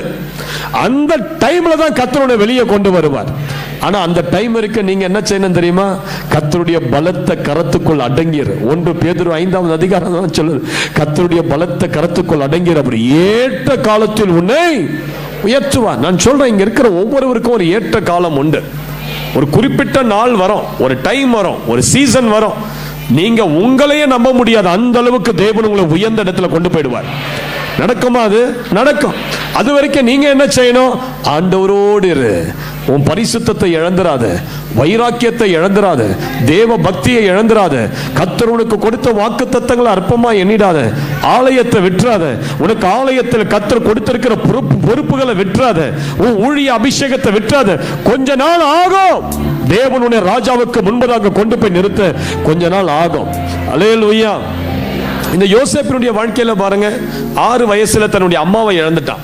ஒரு 6 வயசு பிள்ளை அம்மா இல்லாத வாழ்வது என்பது எவ்வளவு கஷ்டமான காரியம். அம்மா இல்லாத வளர்ந்தீங்கன்னா உங்களுக்கு அந்த வேதனை தெரியும். அம்மானு கூப்பிட ஒருத்தர் இல்ல, அவனுக்கு எல்லாமே தகப்பன் தான். அவனுக்கு மம்மி எல்லாம் அவன் தகப்பன் தான். அம்மாவுடைய பாசம் இல்லாமே வளர்ந்த பிள்ளை. 6 வயசு அவங்க அம்மா இறந்துட்டாங்க. யோசேப்பின் 6 வயதுல அவன் சொப்பனம் பார்த்து அவங்க அப்பா கிட்ட போய் சொல்றான், டேடி இந்த மாதிரி சொப்பனம் பார்த்தேன் டேடினா. அவங்க அப்பா அவனை கடிந்து கொண்டார். நாங்கெல்லாம் உன்னை வணங்குவோமா? உன் காலில் நாங்கெல்லாம் விழுவோமா? யோசேப்பின் தகப்பன் அவனை கடிந்து கொண்டார். அவருடைய சொந்த சகோதரர்கள் அவனை பார்த்து என்ன சொன்னாங்க? சொப்பனங்காரன் வராம்பாரு, சொப்பனம் பார்க்கிறவன் வராம்பாரு. அவன் சகோதரர்கள் அவன் மேல வெறுப்பா இருந்தான். அவனுடைய பலவரனை அங்கேயே பார்த்து அவனுடைய சகோதரர்களுக்கு பொறுக்கல. அவன் மேல ஒரு வெறுப்போடவே இருந்தான், கசப்போடவே இருந்தாங்க. சோ தாயை இழந்துட்டான். தகப்பன் அவனுடைய சொப்பனத்தை பார்த்து இதெல்லாம் நடக்குமா, இந்த தரிசனம் நடக்குமான்னு சொல்லி கடிந்து கொண்டார். சகோதரர்களுடைய அன்புல இவனை எப்ப சாகடிக்கலாம், இவன் எப்ப சாவான்னு சொல்லியே காத்திருந்து அவனை ஒரு முறை கொல்லணும்னு சொல்லியே முடிவு பண்ணி, ஆனா ஒருத்தன் ரூபன் என்கிறவன் தடுத்து அவனை கொல்லாதீங்கன்னு சொல்ல அவனை ஒரு குழியில போட்டு அவனை வித்து விட்டுட்டாங்க. எகிப்துக்கு வந்தா, எகிப்துல அந்த போத்திபாரின் வீட்டில வேலை செஞ்சான். அந்த இடத்துல இந்த போத்திபாரின் மனைவி அவன் மேல ஒரு பழிய போட்டு இவனை கெடுக்க வந்தான்னு சொல்லி அவனை தூக்கி ஜெயில போட்டாங்க. பைபிள் சொல்லுது அவனை அந்த சிறையில ரொம்ப கஷ்டப்பட்டான். சங்கீதத்தில் அதை எழுதி இருக்குது, அவனை ஒடுக்கினார்கள் இரும்பு சங்கிலியினால். ரொம்ப ஒடுக்கப்பட்டான், ரொம்ப வேதனையில் இருந்தான், ரொம்ப கஷ்டத்தில் இருந்தான். ஒரு பாட பாத்திரக்காரன் உள்ள வரான், அவன் கைதியா. அவனுடைய சொப்பனத்துக்கு இவன் விளக்கத்தை கொடுத்து சொல்றான், நீ வெளியே போகும்போது என் விஷயத்த கொஞ்சம் ராஜா கிட்ட பேசுப்பா, என்ன மறந்துடாத. ஆனா பைபிள் சொல்லுது அவன் வெளியே போய் இவனை மறந்துட்டான். எல்லாரும் மறந்துட்டாங்க. இப்போ 17 வயசுல எகிப்துல வந்த அவனுக்கு இப்போ 30 வயசு. பிரதர் சிஸ்டர், 30 வயசு பரிசுத்தமா வாழ்ந்தான், தேவனோடு கூட இருந்தான். தேவன் கொடுத்த தரிசனம் ஒரு நாள் நிறைவேறன்னு சொல்லி காத்துக்கிட்டு இருந்தான். அவன் சோர்ந்து போகல, அவன் ஜெப ஆவியை விடல, அவனுக்குள்ள இருக்கிற வரங்கள் அவன் இழக்கல, அவனுடைய கிருபைகள் அவன் இழக்கல. அவன் உத்தமத்துல இருந்தான், ஜெபத்துல இருந்தான், வசனத்துல இருந்தான், தேவனுடைய தரிசனத்துல இருந்தான். நேரம் வந்தது, 30 வயதான போது தேவன் வாசலை திறந்தார். சிறையிலிருந்து அவனை கொண்டு போய் ராஜாவுக்கு முன்பதாக நிறுத்தினார்கள். அங்க அடிச்சது பாருங்க ஒரு உயர்வு. ஹல்லேலூயா. ராஜா சொல்றாரு, இந்த எகிப்து தேசம் முழுவதிலும் எனக்கு அடுத்ததான் நான் உன்னை நியமிக்கிறேன். ராஜாவுக்கு அடுத்த ஸ்தானத்தில் அவன் உயர்த்தப்பட்டான்.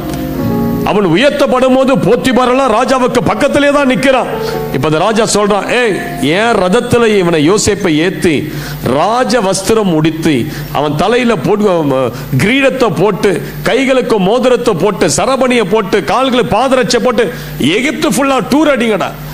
யோசேப்புக்கு முன்பதாக எல்லாரும் தெண்டனிட்டு படிக்கணும். ஹல்லேலூயா. அதாவது முட்டி போட்டவனை வணங்கணும். இப்ப இந்த கட்டளை வந்த உடனே பக்கத்துல நிக்கிற போத்திபாரெல்லாம் முட்டி போட்டு யோசேப்பை வணங்குறான். சிஸ்டர் பிரதர், உன் வாழ்க்கையில உன் சத்துருக்கள் உனக்கு முன்பதாக குனிகிற, உன்னை வணங்குகிற ஒரு நாட்களை தேவன் கொண்டு வருவார். நீ பயப்படாத, நீ பயப்படாத. சரியான ஒரு டைம் வரும், அந்த டைம் வரைக்கும் காத்திருங்க, காத்திருங்க. 13 வருடங்கள் யோசேப்பு காத்திருந்தான். எப்படி காத்திருந்தான்? அவன் பரிசுத்தத்தை இழக்கல பாருங்க. நிறைய பேருக்கு அந்த காத்திருப்பு டைம்ல தான் பிசாசு பேசுவான். பாரு, நீ இவ்வளவு நாள் சபைக்கு போறல, இவ்வளவு ஊழியம் செஞ்சுட்ட, என்னென்னமோ காணிக்கலாம் நீ இருக்கிறதெல்லாம் கொடுத்துட்ட, ஆண்டவர் அற்புதம் செஞ்சாரா, நீ எதுக்கு ஆண்டவருக்குள்ள உத்தமமா இருக்கிற, ஆண்டவரை தூஷிச்சு உன் ஜீவனை விடுன்னு சொல்லி அந்த யோபுன் மனைவியை போல பிசாசு சில நேரங்கள் உன் மனைவி மூலமா கூட பேசலாம், பிள்ளைகள் மூலமாக பேசலாம், கணவர் மூலமாக பேசலாம். சபைக்கு போய் போய் போய் என்னத்த ஆண்டவர் செஞ்சாரு அப்படின்னு சில நேரங்கள் பிசாசு கேள்வி கேட்கும். நீ பயப்படாத, நீ சோர்ந்து போகாத, உன் உத்தமத்துல உறுதியா நில்லு. அல்லேலூயான்னு சொல்லுங்க பார்க்கலாம். உன் ஜெப ஆவியை விட்டுறாத. தேவன் உன்னை உயர்த்துகிற வரையிலும் ஆண்டவர் மேல பாசமாறு, அன்பாரு, பக்தி வைராக்கியமாறு, உண்மையாரு. சின்ன காரியம் தான், உண்மையா ஊழியம் செய். ஊழியத்தில் உனக்கு சின்ன பொறுப்பு தான் கொடுத்திருக்கிறாங்க, ஆனா உனக்கு வசதி இல்லை, உனக்கு நிறைய வாசல்கள் திறக்கப்படல, நீ கஷ்டத்தோடு தான் வாழ்ந்து கொண்டிருக்க. நான் சொல்றேன், சரியான ஒரு டைம் வரும், தேவன் உன்னை உன் குடும்பத்துல எஸ்தர் ராஜாத்தியா உயர்த்துவார், தூக்கி எடுப்பார் உன்னை. அல்லேலூயான்னு சொல்லுங்க பார்க்கலாம். நிச்சயமா நீங்க ஆசீர்வாதமா இருப்பீங்க சிஸ்டர். நான் சொல்றேன், இந்த வேதம் சொல்லுகிறது, நிச்சயமா நீ ஆசீர்வாதமா இருப்ப. உன்னை ஆசீர்வதிப்பதுதான் கர்த்தருக்கு பிரியம். ஆனா சில நேரங்கள் தேவன் உன்னை சோதிப்பார், தேவன் உன்னை சோதிப்பார், உன்னை அப்படி விட்டு பார்ப்பார் கொஞ்ச நேரம். நீ எப்படி இருக்கிற? இந்த சோர்வின் மத்தியில நீ ஜெபிக்கிறியா, பைபிள் வாசிக்கிறியா, சபைக்கு சரியா போறியா, உனக்கு கொடுக்கப்பட்ட பொறுப்புகள், ஊழிய பொறுப்புகள் சரியா நீ செய்றியா, உன் மேல இருக்கிற அபிஷேகத்தை நீ சரியா நீ யூஸ் பண்றியா, சுவிசேஷம் அறிவிக்கிறியா? அப்படி தேவன் உன்னை விட்டுட்டு அப்படி கையை கட்டிக்கிட்டு கொஞ்ச நாள் அப்படி பார்ப்பார். ஆனா நீ உண்மையா இருந்துட்ட, சத்தியமா உன்னை இந்த ஆண்டுக்குள்ள தேவன் உயர்த்துவார். அல்லேலூயான்னு சொல்லுங்க பார்க்கலாம். நல்ல கைகளை தட்டி ஒரு பெரிய அல்லேலூயா சொல்லுங்க பார்க்கலாம். அல்லேலூயா. அடிமையா போனவன் யோசேப்பு, இப்ப அவனுக்கு ஒரு பிள்ளை பிறக்குது. அந்த பிள்ளைக்கு மனாசேன்னு சொல்லி பேரு வைக்கிறான். அப்படின்னா அவன் என்ன அர்த்தம்? தேவன் என் வேதனை எல்லாவற்றையும் மறக்க பண்ணினார். அல்லேலூயா. கர்த்தர், சிஸ்டர் பிரதர், தேவன் உங்களையும் உங்க வேதனையெல்லாம் மறக்க பண்ணுகிற ஒரு நாட்களை கர்த்தர் வைப்பார். அடுத்த ஒரு பிள்ளை பிறக்குது, இப்ராஹிம் சொல்லி அந்த பிள்ளைக்கு பேர் வைக்கிறான். அப்படின்னா தேவன் என்னை பழுகி பெருக பண்ணினார். இது 2 காரியத்தை கர்த்தர் உங்க குடும்பத்தில் செய்வார். உங்கள் வேதனையெல்லாம் மறக்கக்கூடிய ஒரு சம்பவத்தை தேவன் செய்வார். உங்களை பழுகி பெருக பண்ணுவார். அல்லேலூயா. யாருமே இல்ல, பயப்படாத, கர்த்தர் உங்க கூட இருக்கிறார். அது போதும், நீ பெரிய ஆள் ஆயிடுவேன். நான் சொல்றேன், நீங்க பெரிய ஆள் ஆயிடுவீங்க. இங்க இருக்கிற எல்லாரும் உங்கள் தொழில், உங்கள் வேலையில நீங்கள் பழுகி பெருகுவீங்க. தேவன் இதை செய்ய வல்லவரா? ஆண்டவர் இதை செய்ய வல்லவரா? நீ காத்திருந்து பாரு. நீ உபயோகமற்ற யூஸ்லெஸ் எல்லாரும் சொல்றாங்களா, ஒன்னதான் கர்த்தர் எடுத்து மூளைக்கு தலைக்கல்லா வைப்பார். உன் கழுத்துல தான் சரபணி வரும், உன் தலையில தான் ராஜ கிரீடம் வரும். அந்த குடும்பத்துக்கே சாப சாப சாபன்னு சொல்லி பேசிக் கொண்டிருக்கிற உன்னதான் அந்த குடும்பத்துக்கு தேவன் ஆசீர்வாதமாய் தூக்கி நிறுத்துவார். இதை விசுவாசிக்கிறீங்களா? நல்ல தலைக்கு மேல கைகளை தட்டி, என் வாழ்க்கையில் இருக்கிற சாபங்களை எல்லாம் ஆசீர்வாதமாய் மாற்ற என் தேவன் வல்லவர் என்று சொல்றவங்க நல்ல தலைக்கு மேல கைகளை தட்டி அல்லேலூயான்னு சொல்லுங்க பாருங்க. தீமையெல்லாம் நன்மையா மாற்றுவார். பிரதர் சிஸ்டர், எல்லா துன்பங்கள், இக்கட்டுகள், பாடுகள் எல்லாம் உன்னை ஆசீர்வாதத்துக்குள்ளதான் நடத்தும். பயப்படவே பயப்படாது, பயப்படவே பயப்படாது. பல ஆண்டுகளுக்கு முன்பதாக சவுத் கொரியால பால் யாங்கிச்சோ என்று சொல்லக்கூடிய ஒரு தேவ மனிதர், அவரோடு கூட அந்த ஊழியத்தில் ரொம்ப உண்மையாய் உத்தமமாய் அபிஷேகத்தோடு ஊழியம் செய்த ஒரு நபர் இருந்தார். அவருக்கு திடீரென்று சரீரத்தில் ஒரு கட்டி. எல்லாரும் ஜெபிக்கிறாங்க. பால் எங்கிச்சு அவருக்காக உபவாசித்து ஜெபிக்கிறார். சபையே ஜெபிக்குது. அவ்வளவு லட்சம் ஜனங்கள் அவருடைய சுகத்துக்காக ஜெபிக்கிறாங்க. ஆனா ஆண்டவர் கேட்டாரானா இல்ல. அந்த வேதனை நாளுக்கு நாள் அவருக்கு முத்தி பயங்கரமான வலியை கொண்டு வந்து அவரை கொண்டு போய் ஹாஸ்பிட்டல் அட்மிட் பண்ணிட்டாங்க. ஹாஸ்பிட்டல்ல போய் படுக்கையில் அப்படியே படுத்திருக்கிறார். அப்படியே கண்ணீரோடு ஆண்டவர்கிட்ட கேட்கிறார், இவ்வளோ பேர் ஜெபம் பண்ணி என் ஜெபத்தை ஏன் ஆண்டவரை நீங்க கேட்கல? ஏன் ஆண்டவரை இந்த வழியில என்ன இந்த வழியின் பாதையில என்ன அனுப்புறீங்க? ஏன் இந்த பாடுகள் பாதையில என்ன அனுப்புறீங்க? ஆண்டவர் ஒரு வார்த்தையும் பேசல. ஒரே ஒரு வார்த்தை சொன்னாரா, எழுந்து உன் பக்கத்தில் இருக்கிற எல்லாருக்காகவும் ஜெபம் பண்ணு, அவ்வளவுதான் சொன்னார். இவர் எழுந்தாரு, எல்லாரும் மேலேயும் கையை வச்சாரு. இவருக்குள்ள அந்த வலி வேதனை அதை உணர்ந்தாரு. சே, இந்த ஜனங்களும் அப்படித்தானே இவ்வளவு வேதனையில கஷ்டத்துல வந்து படுத்திருக்கிறாங்க. அது பாரத்தோடு ஜெபம் பண்ணாரு பாருங்க. அந்த வார்டில் இருக்கிற எல்லாரும் சுகமாயிட்டாங்க. அந்த ஹாஸ்பிட்டல் டீன் வந்து பார்த்தாரு. என்ன ஆச்சு? அந்த நர்சஸ் சொல்றாங்க, இவர் எழுந்து போய் எல்லாருக்கும் ஜெபம் பண்ணாரு, எல்லாரும் குணமாயிட்டாங்க, எல்லாரும் டிஸ்சார்ஜ் பண்ண சொல்லி கேட்டுக்கிட்டு இருக்கிறாங்க அப்படின்னு. ஹல்லேலூயா. அப்ப அந்த டீன் கேட்டாராம், என்ன அப்படி பண்ணீங்க? இவர் சொன்னார், எனக்குள்ள இருக்கிற இயேசு வல்லமையானவர். நான் எல்லாருக்கும் அவர் நாமத்தை சொல்லி ஜெபம் பண்ண, எல்லாரையும் கர்த்தர் குணமாக்கிட்டார். நல்லா கேளுங்க. அப்ப அந்த டீன் சொன்னாரா, அப்போ இந்த வல்லமையான ஆண்டவரை நான் விசுவாசிச்சா என் வாழ்க்கையில சமாதானம் வரும்னு சொல்லி அவருக்கு சுவிசேஷத்தை சொன்னார். அந்த டீன் அன்றைக்கே இயேசுவுக்கு தன் வாழ்க்கையை ஒப்பு கொடுத்து விட்டார். மறுநாளே இவருடைய கட்டி இருந்த இடமே காணோம். இவரும் குணமாயிட்டார். ஹல்லேலூயான்னு சொல்லுங்க பார்க்கலாம். சிஸ்டர் பிரதர், தேவன் ஒரு பாதையில நடத்துறான்னா ஒரு பெரிய தெய்வீக திட்டம் அந்த பாதையில உனக்கு உண்டு. விசுவாசிக்கிறீங்களா? நீங்க அந்த பாதை உங்களை அழிக்காது. அதுல நீங்க முழுக மாட்டீங்க. அதுல நீங்க வெட்கப்பட்டு போக மாட்டீங்க. தேவன் உங்களை கூர்மையான பற்கள் உள்ள இயந்திரமாய் உருவாக்கி நிற்க செய்வார்.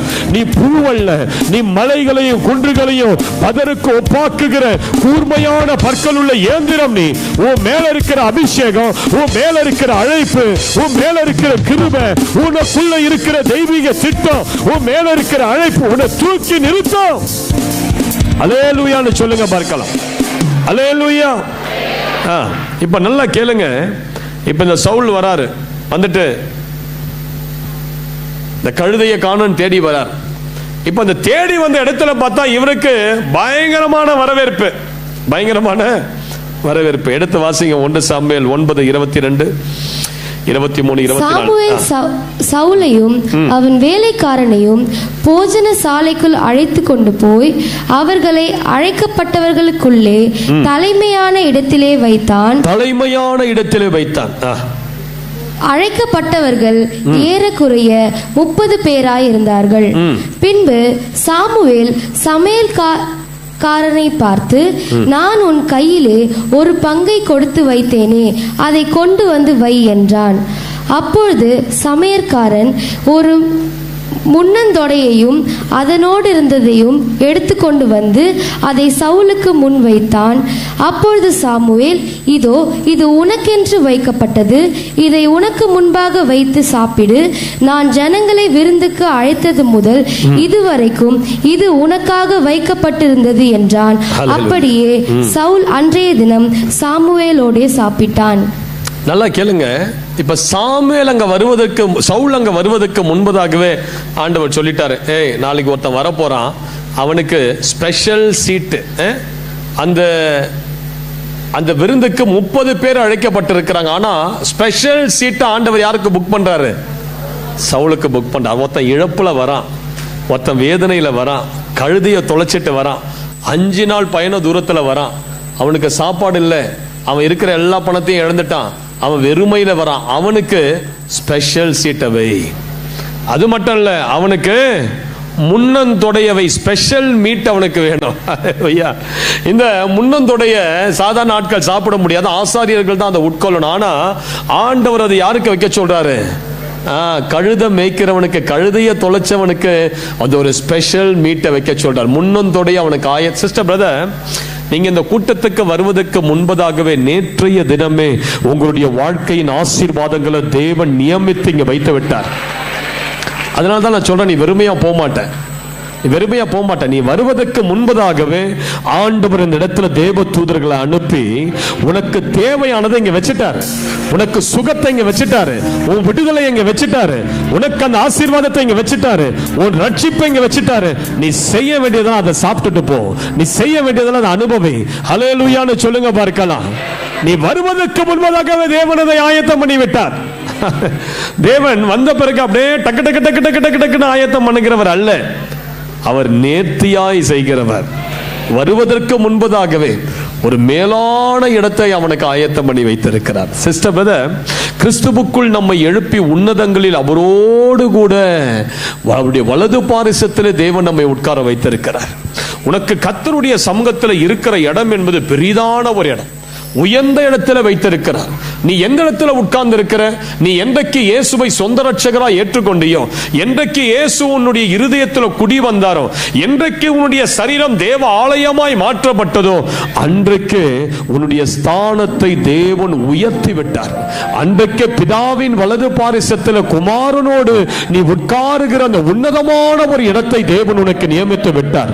பிதாவின் வலது பாரிசம் என்பது சும்மா ஒரு இடம் கிடையாது, அதுதான் அதிகாரங்கள் பிறக்கிற இடம். அங்கிருந்தா எல்லா பூமி மண்டலம், வான மண்டலம், சூரிய மண்டலத்துக்கு அதிகாரங்கள் பிறக்கிறது. அங்கிருந்துதான் கட்டளைகள் பிறக்கிறது. தேவனுடைய எந்த ஸ்தலத்தில் கொண்டு போய் வைத்திருக்கிறார்? அதிகாரங்கள் நிறைந்த இடத்துல வைத்திருக்கிறார். வல்லமை புறப்படுகிற இடத்துல உன்னை வைத்திருக்கிறார். நீ சாதாரண ஒரு நபர் அல்ல. உனக்குள்ள இருக்கிற தேவ வல்லமையை நீ சரியாய் உணர்ந்து கொண்டால் உன்னுடைய ஸ்தானம் இந்த பூமியில உயர்த்தப்படும். உன்னுடைய வாழ்க்கை இந்த பூமியில உயர்த்தப்படும். நல்ல கைகளை தட்டி ஒரு அல்லேலூயான்னு சொல்ல மாட்டீங்களா? அல்லேலூயான்னு சொல்லுங்க பார்க்கலாம். 1 கொரிந்தியர் 2:9 சொல்லுகிறது, தேவன் தம்மில் அன்பு கூறுகிறவர்களுக்கு ஆயத்தம் பண்ணினவைகளை கண் காணவும் இல்லை, காது கேட்கவும் இல்லை, அவைகள் மனுஷருடைய இருதயத்தில் தோன்றவும் இல்லை. நமக்கோ தேவன் அவைகளை தமது ஆவியினால் வெளிப்படுத்தி இருக்கிறார். ஹல்லேலூயா. 2 நாளாகமம் 16:9 சொல்லுகிறது, தம்மை பற்றி உத்தம இருதயத்தோடு இருக்கிறவர்களுக்கு தமது வல்லமையை விளங்கப்படும்படி கர்த்தருடைய கண்கள் பூமி எங்கும் உலாவி கொண்டிருக்கிறது. ஹல்லேலூயா. எல்லாம் புரியுதுங்களா நான் சொல்றது உங்களுக்கு? கழுதையை தேடி வந்தவனுக்கு வச்சிருக்கிற ஸ்தானத்தை பாருங்க. அவனால் நம்ப முடியல. எனக்கா இந்த உயர்ந்த ஸ்தானம்? நான் எங்கேயோ உட்கார்ந்து வெளியே வறண்டால உட்கார்ந்து அப்படியே கூட்டத்தோட கூட்டமா விருந்து சாப்பிட்டு ஓட வேண்டிய நமக்கு அந்த 30 பேருக்கு கொடுக்கப்பட்ட அந்த ஆசனங்களை காட்ட சிறந்த ஒரு இடத்துல அவனை கொண்டு வந்து நிறுத்தி அவனுக்கு ஒரு ஸ்பெஷல் மீட், எல்லாருடைய கண்களும் பார்க்கத்தக்கதாய் அவனுக்கு ஒரு ஸ்பெஷல் மீட்டை கர்த்தர் ஆயத்தம் பண்ணி இருந்தார். உன் சத்துருக்களுக்கு முன்பதாக உனக்கு ஒரு பந்தியை ஆயத்தப்படுத்தி உன் தலையை எண்ணெயால் அபிஷேகிப்பார். ஹல்லேலூயா. உன் பாத்திரத்தை தேவன் நிரம்பி வழிய செய்வார். விசுவாசிக்கிறீங்களா? விசுவாசிக்கிறீங்களா? தேவன் உங்களை உயர்த்துவார். அவ்வளவுதான் நான் சொல்றேன். நீ சாகிறதுக்குள்ள நீ பெரிய ஆளா ஆன பிறகுதான் நீ சாவ. நீ வறுமையில செத்தா நீ சரியான கிறிஸ்தவ ஜீவியம் வாழலன்னு அர்த்தம். நீ குறைவுல செத்தா நீ சரியான கிறிஸ்தவ ஜீவியம் வாழல. நீ சரியான கிறிஸ்தவனா இருந்தா, சரியான அபிஷேகம் உனக்குள்ள இருந்தா, சரியான ஆசீர்வாதம் உனக்குள்ள இருந்தா, வாக்குத்தத்தம் உனக்குள்ள இருந்தா, தேவனுடைய வல்லமை உனக்குள்ள இருந்தா, நீ சாகிறதுக்குள்ள இயேசு யார் என்பதை ஜனங்களுக்கு நிரூபிச்சு காட்டிட்டு ஒரு பெரிய ஆசீர்வாதத்துக்குள்ள போய் தான் உன் கண்களை நீ மூடுவ. நல்ல கைகளை தட்டி போட அல்லேலூயான்னு சொல்லுங்க பார்ப்போம். நல்ல கைகளை தட்டி போட அல்லேலூயான்னு சொல்லுங்க பாருங்க. அதுதான் தேவனுடைய ஆசீர்வாதம். தேவன் உனக்கென்று இந்த பூமியில உன் வாழ்க்கைக்கென்று சில உயர்வை, சில ஆசீர்வாதங்களை தேவன் ஏற்கனவே நியமித்து வைத்திருக்கிறார். இதற்கு பிறகுதான் அதை ரெடி பண்ணி உனக்கு தருவார்கள். ஏற்கனவே தேவன் உனக்கு அதை நியமித்து வைத்திருக்கிறார். அல்லேலூயா. ஏசாயா 45வது அதிகாரத்தில் ஒரு ஆளை குறித்து ஆண்டவர் பேசுறார். அவன் பேர் என்ன? கோரேஸ். கோரேஸ். எப்ப இந்த தீர்க்க தரிசனம் வருது? கோரேஸ் என்பவன் யார்? அவன் எப்படிப்பட்டவன்? ஆண்டவர் அதுல ஒரு 5 வசனத்தை எடுத்து வாசித்து பாருங்க. கோரேஸ் கோரேஸ் தேவன் பேசுறார். யார் இந்த கோரேஸ்? இவன் ஒரு பெர்ஷியா தேசத்தின் ராஜா. அவன் வருவதற்கு ஒரு 300 ஆண்டுகளுக்கு முன்பதாகவே ஆண்டவர் சொல்றாரு, நான் அபிஷேகம் பண்ணின கோரேசுக்கு வாசல்கள் திறந்து வைக்க நான் கட்டளை இடுகிறேன். ஹல்லேலூயா. சிஸ்டர் பிரதர், யாருக்கு வாசல் திறக்கப்பட்டிருக்கும்? அபிஷேகம் பெற்றிருந்தா உனக்கு வாசல்கள் திறக்கப்பட்டிருக்கும். அபிஷேகம் பெற்றிருந்தா உனக்கு கதவுகள் பூட்டப்படாத இருக்க தேவன் கட்டளை இடுவார். அந்த கோரேசுக்கு முன்பதாக வெண்கல கதவுகள் உடையுமாம், இரும்பு தாழ்பாள்கள் முறியுமாம், அந்தகாரத்தில் இருக்கிற புதையல்கள், வெளிப்படத்தில் இருக்கிற பொக்கிஷங்களை தேவன் தருவாரா? யாருக்கு? அபிஷேகம் பெற்றவனுக்கு எல்லாம் தரும். அபிஷேகனுக்கு ஆசீர்வாதம் தானா தேடி வரும். அபிஷேகம் பெற்றவன் நின்னான இடத்துல அவனுக்கு கதவுகள் திறக்கப்படும். ஒரு அல்லேலூயான்னு சொல்லுங்க பார்க்கலாம். ஒரு 300 ஆண்டுகளுக்கு பின்பதாக வரக்கூடியவனுக்கு ஆண்டவர் இங்கேயே அவனுக்கான ஆசீர்வாதத்தை தேவன் நியமிச்சு வைக்கிறார். சொல்றேன், இந்த பூமியில நீங்க வருவதற்கு முன்பதாகவே இந்த பூமியில உங்களுடைய ஆசீர்வாதத்தை எல்லாம் கர்த்தர் ஏற்கனவே நியமித்தவைகளை வைத்திருக்கிறார். நல்ல கைகளை உயர்த்தி ஒரு அல்லேலூயான்னு சொல்லுங்க. உங்களுக்கென்று கர்த்தர் வைத்ததை எந்த சத்துருவும் தடுக்க முடியாது, எந்த மனுஷ சக்தியும் தடுக்க முடியாது, எந்த வான மண்டலமும் தடுக்க முடியாது. கைகளை உயர்த்தி சொல்லுங்க, எனக்கென்று தேவன் வைத்த எல்லா திட்டங்கள், ஆசீர்வாதங்கள், ஊழியங்கள், என்னை பெருக செய்ய தேவன் வைத்திருக்கிற சகல காரியங்களை நான் அனுபவித்து நான் வாழ்வேன். அல்லேலூயான்னு சொல்லுங்க பார்க்க. அல்லேலூயா. இப்போ நல்லா கேளுங்க. இப்போ இவன் மேல ஒரு அபிஷேகம் ஊற்றப்படுகிறது. கழுதையை தேடி வந்தவன் மேல என்ன ஊத்துறார் ஆண்டவர்? சில பேர் இங்க அங்க போனா ஒரு ஜெபம் பண்ணா அந்த நோய் போயிடும், பிசாசு ஓடினா, அப்படி சாதாரணமா ஏதோ நினைச்சிட்டு வந்தீங்கல்ல. உன் மேல இன்றைக்கு ஒரு விசேஷித்த தைலம் இருக்குது. நீ போறதுக்குள்ள உன்னை ஒரு விசேஷித்த அபிஷேகத்தால் அவர் மூடுவார், உன்னை நிரப்ப போறார். நீங்க ஏதோ சாதாரணமா கழுதைக்காக வந்திருக்கீங்க. அல்லேலூயா. சாதாரணமா கழுதைக்காக வந்திருக்கீங்க. கழுதையை தொலைச்சிட்டோம், அதை தொலைச்சிட்டோம், பணத்தை தொலைச்சிட்டோம். ஏய், உன் மேல தேவன் இன்றைக்கு ஒரு ராஜரிக அபிஷேகத்தை ஊற்றுவார். நீ சாதாரணமான உள்ள நபரா உள்ள வந்த, நீ வெளியே போகும்போது ராஜரிக அபிஷேகத்தோடு வெளியே போவ, அதிகாரத்தோடு நீ வெளியே போவ. அல்லேலூயான்னு சொல்லுங்க பார்க்கலாம். இவன் சாதாரணமா வந்தான் கழுதையை தேடி. இவனுக்கு அட்ரஸ் ஒன்னும் கிடையாது, கழுத மேய்க்கிறவன், அவ்வளவுதான். ஆனா அவன் மேல இறங்கி வருகிற ஒரு அபிஷேகத்தை பாருங்க, ராஜரிக அபிஷேகம். எடுத்து வாசிங்க 1 சாமுவேல் 10:1-6. அப்பொழுது சாமுவேல் தைல குப்பியை எடுத்து அவன் தலையின் மேல் வார்த்து அவனை முத்தம் செய்து, கர்த்தர் உன்னை தம்முடைய சுதந்திரத்தின் மேல் தலைவனாக அபிஷேகம் பண்ணினார் அல்லவா? தலைவனாக அபிஷேகம் பண்ணினார் அல்லவா? 6வது வசனம். அப்பொழுது கர்த்தருடைய ஆவி உன்மேல் இறங்குவார். நீ அவர்களோடு கூட தீர்க்க தரிசனம் சொல்லி வேறு மனுஷனாவாய். அல்லேலூயா. சிஸ்டர் பிரதர், இன்றைக்கு இந்த வசனம் அப்படி இங்க இருக்கிற எல்லார் மேலயும் நிறைவேற போகுது. இதை விசுவாசிக்கிறீங்களா? நீங்க போறதுக்குள்ள தேவன் உங்கள் மேல ஒரு ராஜரீக அபிஷேகத்தை வர பண்ணுவார். அபிஷேகத்துல நிறைய அபிஷேகம் உண்டு. ஆசாரியர்களுக்கு என்று கொடுக்கப்பட்ட அபிஷேகம் உண்டு, ராஜாக்களுக்கு என்று கொடுக்கப்படுகிற அபிஷேகம் உண்டு. ஆசாரியர்களுக்கு என்று கொடுக்கப்படுகிற அபிஷேகம் அவர்கள் தேவனோடு நெருங்கி நடக்க, மகா பரிசுத்த ஸ்தலம் வரைக்கும் போக, தேவனுடைய மகிமையை காண, ஜனங்களுக்காக பரிந்து பேச, ஜனங்களுக்காக பலிகளை செலுத்த, அது தேவனுக்கான்று பிரிக்கப்பட்ட ஒரு வாழ்க்கையை காட்டுகிறது. தேவனுக்காக பரிசுத்தமாய் வாழக்கூடிய ஒரு வாழ்க்கையை காட்டுகிறது. அதே நேரத்தில் ராஜரிக அபிஷேகம் ஒன்று இருக்குது தெரியுங்களா? இது என்னன்னா அதிகாரம். எல்லா வல்லமைகளை கீழ்ப்படுத்துவது, எல்லா அந்தகார சக்திகளை போட்டு மிதித்து கீழ்ப்படுத்தி நான் ராஜா என்கிற அந்த வாழ்க்கையை வாழ்ந்து காட்டுவது. அல்லேலூயா. கட்டளை கொடுத்தால் அதுக்கு அப்படியே ஜனங்க கீழ்ப்படுகிற ஒரு அபிஷேகம். இவன் மேல இறங்கி வந்தது ராஜரிக அபிஷேகம். சிஸ்டர் பிரதர், புதிய ஏற்பாட்டில் 1 பேதுரு 2:9 எடுத்து வாசித்து பாருங்க. வெளிப்படுத்தினல் 1:6 எடுத்து வாசித்து பாருங்க. அவர் தமது சொந்த இரத்தத்தால் நம்மை கழுவி பிதாவாகிய தேவனுக்கு முன்பதாக நம்மை ராஜாக்களாக ஆசாரியர்களாக நிறுத்தி இருக்கிறார். அப்போ ஒரு தேவ பிள்ளை மேல 2 அபிஷேகம் வரணும். என்ன அபிஷேகம்? ஆசாரியத்துவத்தின் அபிஷேகமும் ராஜரீக அபிஷேகமும். ராஜரீக அபிஷேகம் வந்துடுச்சுன்னா என்ன நடக்கும் தெரியுங்களா? உங்க வாழ்க்கையில நீங்க இழந்த எல்லாத்தையும் திருப்புவீங்க. புரியுதா நான் சொல்றது உங்களுக்கு?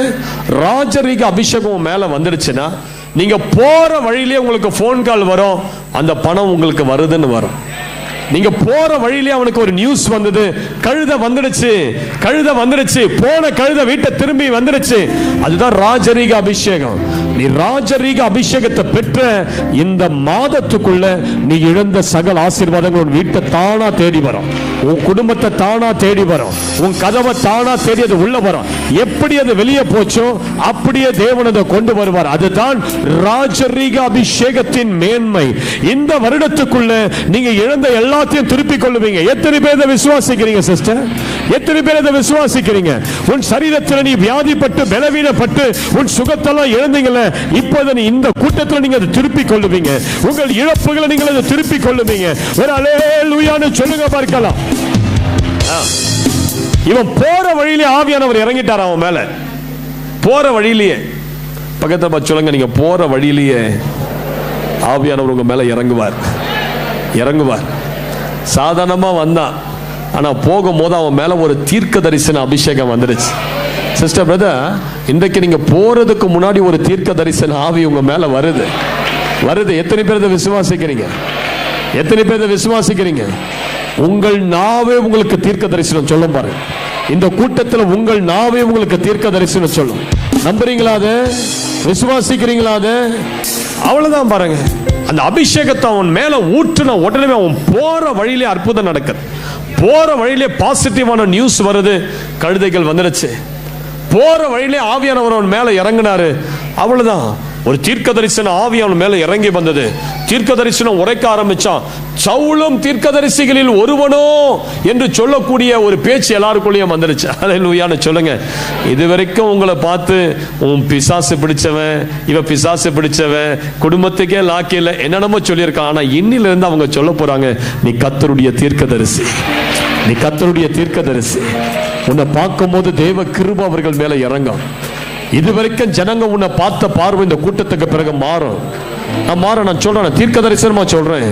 இதுவரைக்கும் உன் வேலை ஸ்தலத்தில் உன்னை பார்த்த பார்வை, உன் குடும்பத்தார் உன்னை பார்த்த பார்வை, உன் கணவர் உன்னை பார்த்த பார்வை, உன் மனைவி பிள்ளைகள் உன்னை பார்த்த பார்வை, இந்த கூட்டத்தின் முடிவுக்கு பிறகு அவர்கள் உன்னை பார்க்கிற பார்வை, உன்னை குறித்து பேசக்கூடியவைகள் எல்லாம் வித்தியாசமாய் கர்த்தர் மாற்றுவார். இதை நம்புறீங்களா? நம்புறீங்களா? எத்தனை பேர் இதை நம்புறீங்க சிஸ்டர்? கைகளை தட்டி வர அல்லேலூயான்னு சொல்லுங்க பார்க்கலாம். அல்லேலூயான்னு சொல்லுங்க பார்க்கலாம். ஹல்லேலூயா. அதுதான் கர்த்தர். அதுதான் கர்த்தர். எந்த இடத்துல நீ அசிங்கப்பட்டு அதே இடத்துல உன்னை உயர்த்துவார். உன் பேரையே மாத்துவார். உன் ஐடென்டிட்டியை மாத்துவார். ஹல்லேலூயா. பல ஆண்டுகளுக்கு முன்பதாக தமிழ்நாட்டில் சிவகுமார் என்று சொல்லக்கூடிய ஒரு பூசாரி, கோயிலில் பூசாரியா இருந்தவர். ஆனா பயங்கரமான ட்ரக் அடிக்ஷனுக்கு ஆளாயிட்டார். பயங்கரமான ட்ரக் அடிக்ஷன். ஊசி போடுவது, அதை போடுறது, இதை போடுறது, இப்படி அவர் அந்த நிறைய அந்த கஞ்சா, அந்த ஊசி இதெல்லாம் எடுத்ததுனால அவருடைய உடம்பு ரொம்ப உடல்நல பாதிக்கப்பட்டு அவருக்கு HIV உடம்புல வந்துடுச்சு. எப்படின்னா போட்ட ஊசியில HIV, அந்த நீடில் சரியா ஸ்டெரிலைஸ் பண்ணாத அவர் எடுத்ததுனால அவர் உடம்புல HIV வந்துடுச்சு. ஹாஸ்பிட்டலில் கொண்டு போய் அவரை போட்டாங்க. அவங்க பேரண்ட்ஸ் சொல்லிட்டாங்க, நம்ம குடும்பம் ஒரு பூசாரி குடும்பம், பிராமண குடும்பம், உனக்கு இந்த நோய் வந்துடுச்சுன்னு ஊரு ஃபுல்லா பேசுனா அது இந்த குடும்பத்துக்கே அவமானம் சொல்லிட்டு அவர் அனாதையை போல ஹாஸ்பிட்டலில் போட்டுட்டு போயிட்டாங்க. அப்படியே அந்த சிவகுமார் என்கிற அந்த நபர் அப்படியே ஒடுங்கி ஒடுங்கி ஒடுங்கி ஒடுங்கி எலும்பும் தோலமாயிட்டார். இப்ப மரணத்தோடு போராடி கொண்டிருக்கிறார். அந்த நேரத்தில் அவரை பார்க்க யாருமே இல்லை, சொந்தக்காரங்கள்ல அவரை பார்க்க யாருமே வரல. அனாதையை போல அந்த பெட்ல படுத்து கொண்டு இருக்கிறார். அந்த நேரத்தில் தான் அந்த இடத்துல அந்த நர்ஸ் என்ன பண்ணியிருக்கிறாங்க, அவங்கள இந்த சிவகுமாரை கிட்ட பார்த்து, உங்க கூட யாரும் இல்லையா, உங்களுக்கு யாரும் இல்லையா, அப்பா அம்மா இல்லையா? அவர் கண்ணீரோடு சொல்லியிருக்கிறார், எனக்கு அந்த நோய் வந்ததுனால என்னை எல்லாரும் தள்ளிட்டாங்க, குடும்பத்தை விட்டு என்னை தள்ளிட்டாங்க, நான் நிராகரிக்கப்பட்ட பாத்திரமா இருக்கிறேன், எய்ட்ஸ் வந்தவன் சொல்லி என்னை எல்லாரும் பேசிக்கிட்டு இருக்கிறாங்க, யாரும் என்ன பார்க்க வர மாட்டாங்க, நான் மரணத்தோடு கூட போராடி கொண்டிருக்கேன். அந்த நேரத்தில் தான் சிஸ்டர் என்ன சொல்லியிருக்கிறாங்க, பிரதர், எந்த மனுஷனையும் பிரகாசிப்பிக்கிற மெய்யான ஒளி இந்த இயேசு. இந்த இயேசுவை ஒரு முறை நீங்க வாயால கூப்பிட்டு பாருங்க, உங்களுடைய பேரை அவர் மாற்றுவார், உங்களுடைய வாழ்க்கையின் சூழ்நிலையை மாற்றுவார். அவரால் முடியாத காரியம் ஒண்ணுமே கிடையாது. நீங்க உங்க மனசிலிருந்து இன்றைக்கு இயேசுவேன்னு கூப்பிட்டு பாருங்க. அவருக்கு கல்வாரி சிலுவையை குறித்து நம்ம சொல்ல சொல்ல சொல்ல சொல்ல இருதயத்தில் ரொம்ப தொடப்பட்ட அன்று இரவு பெட்டு மேல படுத்துக்கிட்டு அப்படியே ஜெபம் பண்ணாராம். ஆண்டவரே, நீங்க யாருன்னு எனக்கு தெரியாது, நான் ஒரு பூசாரி, நான் கோயில்ல பூஜை பண்ணி கொண்டிருந்தவன். ஆனா இந்த அம்மா சொல்றாங்க, நீங்க உயிருள்ள தெய்வம், நீங்க எங்களுக்காக மரிச்சீங்கன்னு சொல்லி, அப்படி உண்மையாகவே நீர் எனக்காக மரித்தது உண்டானால் இப்பொழுது என்னை சுகமாக்கன்னு சொல்லி அவர் ஜெபம் பண்ணும் போது திடீரென்று அவருடைய பெட்டுக்கு மேல ஒரு சிலுவை வந்து நின்றது. அந்த சிலுவையில இயேசு ரத்த வெள்ளத்துல தொங்கிக் கொண்டிருந்த ஒரு காட்சியை பார்த்தார். அப்படியே அந்த ரத்தம்லாம் ஒரு பெட்டு மேல சொட்டியது, அவருடைய உடம்பு மேல சொட்டியது. அவ்வளவுதான் பாருங்க, அந்த நொடியே அவருக்குள்ள இருந்த அந்த HIV நோய் அவரை விட்டு குணமாய் வெளியே. ஹல்லேலூயா. அப்படி சரீரம் ஆரோக்கியம் அடைய ஆரம்பித்தது. ஒரு சில வாரத்துக்குள்ள அவர் பூரணமாய் சுகமாய் அவர் அந்த ஹாஸ்பிட்டலை விட்டு வெளியே போகும்போது ஒரு பிராமணனாக அல்ல, ஒரு பூசாரியாக அல்ல, இயேசப்பா பிள்ளையாக இயேசுவுக்கு தன் வாழ்க்கையை ஒப்பு கொடுத்த ஒரு நபராக, ஆண்டவருக்காக ஊழியம் செய்ய தன்னை பிரதிஷ்டை செய்த ஒரு நபராக சிவகுமார் அந்த ஹாஸ்பிட்டலை விட்டு புறப்பட்டு போய் அவர் ஒரு சபையை ஸ்தாபித்து ஒரு பாஸ்டரா ஊழியம் செய்தார். அல்லேலூயான்னு சொல்லுங்க பார்க்கலாம். சிஸ்டர் பிரதர், இன்னைக்கு தேவன் உங்களை அப்படிதான் அபிஷேகிக்க போகிறார். ஏதோ நினைச்சுக்கிட்டு வந்தீங்க, உங்க மேல இன்னும் கொஞ்ச நேரத்தில் ஒரு வல்லமை இறங்க போகுது, ஒரு அபிஷேகம் இறங்க போகுது, ஒரு ராஜரிக அபிஷேகம் வரப்போகுது, ஒரு அதிகாரம் நிறைந்த வல்லமை உங்களை தொட போகுது, உங்களை அசைக்க போகுது, உங்க மேல ஒரு தீர்க்கதரிசன ஆவி ஊற்றப்பட போகுது. நீங்களும் தீர்க்கதரிசியோ என்று ஜனங்கள் சொல்லத்தக்கதாய் தேவன் உங்களுக்கு ஒரு புதிய இருதயத்தை கொடுக்க போகிறார். நீ வந்த அந்த பழைய இருதயத்தோடு போவது கிடையாது. பைபிள் சொல்லுது, சவுலுக்கு தேவன் புதிய இருதயத்தை கொடுத்தார். எப்பொழுது அவன் மேல ஆவியானவர் இறங்கின போது. இன்றைக்கு உன் இருதயம் மாற்றப்படும், உன் வாழ்க்கை மாற்றப்படும், உன் எதிர்காலம் மாற்றப்படும், உன் குடும்ப சூழ்நிலை மாற்றப்படும். நான் சொல்றேன், இந்த மாத முடிவுக்குள்ள உன் குடும்ப தலைக்கீழா மாறி இருக்க போது. நம்புறீங்களா? அதை நம்புறீங்களா? நீங்க நினைக்காத திசையிலிருந்து இந்த மாதம் உங்களுக்கு பணம் தேடி வரும். நீங்க நினைக்காத இடத்திலிருந்து சில மனிதர்கள் எழும்பி வந்து உங்கள் கரங்களை பிடிச்சு உங்களை தூக்கி விட போறாங்க. உங்களை தூக்கி விடும்படி தேவன் சில மனிதர்களோடு இப்பொழுது தேவன் பேசிக் கொண்டிருக்கிறார். ஹல்லேலூயான்னு சொல்லுங்க பார்க்கலாம். ஹல்லேலூயான்னு சொல்லுங்க பார்க்கலாம். தேவன் இதை செய்ய வல்லவரா சிஸ்டர்? இதை நம்புறீங்களா? ஆண்டவர் செய்வார்னு சொல்லி எத்தனை பேருக்கு ஆண்டவர் மேலே இப்போது நம்பிக்கை வந்திருக்கிறது? ஹல்லேலூயா. இப்போது தேவன் உங்களை தொட உங்களுக்கு இடம் கொடுங்க ஆண்டவருக்கு. இப்போது ஆண்டவர் உங்களை அபிஷேகிக்க ஒரு இடத்தை கொடுத்து பாருங்க. ஹல்லேலூயா. இங்க வெட்கப்பட்டு போவதே கிடையாது, அவமானப்பட்டு போவதே கிடையாது. ஆவியானவர் இறங்கிட்டார்னா உங்க வாழ்க்கை மாறிடும். எந்த மனுஷனையும் மாற்றக்கூடியவர் ஆவியானவர் தான். ஹல்லேலூயா. இன்றைக்கு அந்த ஆவியின் அபிஷேகத்தை உங்க சரீரத்தை பெற்று பாருங்க. உங்க உடம்பு முழுவதும் அனல் கொள்ற மாதிரி நீங்க ஆவியானவரை பெறணும். உங்க உடம்பு முழுவதும் அந்த அனலை நீங்க உணரணும். அந்த அளவுக்கு ஒரு மைட்டி அனாயிண்டிங், ஒரு பவர் உங்க சரீரத்தின் மேலே இப்போது இறங்கி வரணும். அல்லேலூயான்னு சொல்லுங்க. பல ஆண்டுகளுக்கு முன்பதாக அமெரிக்கா தேசத்தில் இந்த ஒரு சாட்சியோடு நான் முடிக்கிறேன். ஜான் ஜி லேக் என்று சொல்லக்கூடிய ஒரு தேவ மனிதரை தேவன் எடுத்து அமெரிக்காவை அசைத்தார், பல கண்டங்களை அசைத்தார். அவர் ஊழியம் செய்த ஒரு இடத்தை அரசாங்கமே சர்டிஃபை பண்ணிச்சு. இது ரொம்ப ஹெல்த்தியான ஒரு சிட்டின்னு சொல்லி அரசாங்கமே அனௌன்ஸ் பண்ணிடுச்சு. அந்த அளவுக்கு 5 லட்சம் பேருடைய வியாதிகளை அவர் குணமாக்கிட்டார். ஆனா அவருடைய வாழ்க்கையின் சரித்திரத்தை நான் வாசித்து பார்த்தா, அவருக்கு 16 கூட பிறந்தவர்கள் 16 பேர். அந்த 16 பேர்ல 8 பேர் வியாதியில செத்துட்டாங்க. அநேகர் கேன்சர்ல செத்தாங்க, சிலர் இருதய நோயில செத்தாங்க. இந்த ஜான் ஜி லேக்கருடைய வாழ்க்கையில அப்படி சிறு வயசுல அவருடைய கை கால் விழுந்து போய் அலெக்சாண்டர் டோவி என்று சொல்லக்கூடிய ஒரு தேவ மனுஷன்கிட்ட கொண்டு போய் அவர் ஜெபம் பண்ணி அவருடைய கை கால் சரியாச்சு. அதுக்கு பிறகு அவருக்கு திருமணம் ஆச்சு. அப்படி வாழ்க்கையை விட்டு நோய் போகல, தரித்திரம் போகல, சாபம் போகல, போராடிக்கிட்டே இருந்தது. அப்படி நல்ல ஒரு மனைவியை கர்த்தர் கொடுத்தார். ஆனா அந்த மனைவிக்கு திடீரென்று நுரையீரலையும் இருதயத்திலையும் பிரச்சனை வந்தது. மனைவி வியாதியின் படுக்கையில போயிட்டாங்க. அவருக்கு ஆண்டவர் மேல பயங்கர கோபம். ஏன்னா சின்ன வயசுல இருந்து அவர் அதிகமாக பார்த்தது ஆம்புலன்ஸ் சத்தத்தையும், ஹாஸ்பிட்டல், மரணம், போஸ்ட்மார்ட்டம், இதே தான் தன் வீட்டில் பார்த்துக்கிட்டே இருந்ததுனால ஆண்டவர் மேல பயங்கர கோபம் வந்துருச்சு. தன் மனைவியை இப்ப சாகிற நிலைமைக்கு போயிட்டாங்க. இப்ப என்ன பண்ணாரா, பைபிளை தூக்கி அடிச்சாராம் வீட்டுக்குள்ள. எதற்கு இந்த பைபிள், எதற்கு இந்த ஆண்டவர்? அந்த பைபிள் அப்படியே போய் திறந்து அது ஒரு கீழே போய் அப்படியே திறந்த வண்ணத்தில் அந்த பைபிள் விழுந்தது. அவர் பைபிளை தூக்கி அடிச்சிட்டாரு கொஞ்சம். ஆனா ஒரு பக்கம் மனசுல அவருக்கு ரொம்ப வேதனை. ஆண்டவரே உமது வசனத்தை தூக்கி நான் அடிச்சிட்டேன், ஐயோ கோபத்துல பைபிளை தூக்கி அடிச்சிட்டேன். அப்படியே நடந்து போனாரு, இந்த பைபிளை எடுத்தாரு.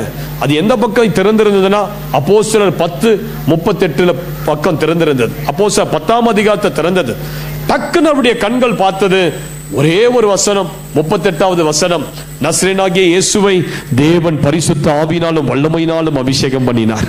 தேவன் அவரோடு கூட இருந்ததனால அவர் நன்மை செய்கிறவராய், பிசாசின் வல்லமையில் அகப்பட்ட யாவரையும் குணமாக்குகிறவராய் சுற்றி தெரிந்தார். அல்லேலூயான்னு சொல்லுங்க பாருங்க. இந்த வசனத்தை வாசிச்ச உடனே அவருக்குள்ள டக்குன்னு அப்படி ஒரு வெளிச்சம் அடிச்சா மாதிரி ஒரு வெளிப்பாடு.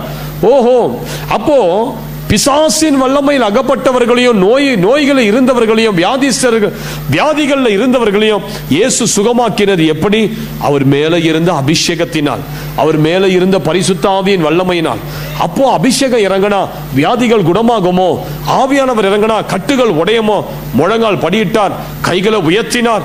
எனக்கு அந்த ஆவியானவர் வேணும், எனக்கு அந்த ஆவியின் அபிஷேகம் வேணும், எனக்கு அந்த அக்கினி வேணும்னு சொல்லி ஜெபம் பண்ணார். அவர் மேல ஒரு வல்லமை இறங்கியது.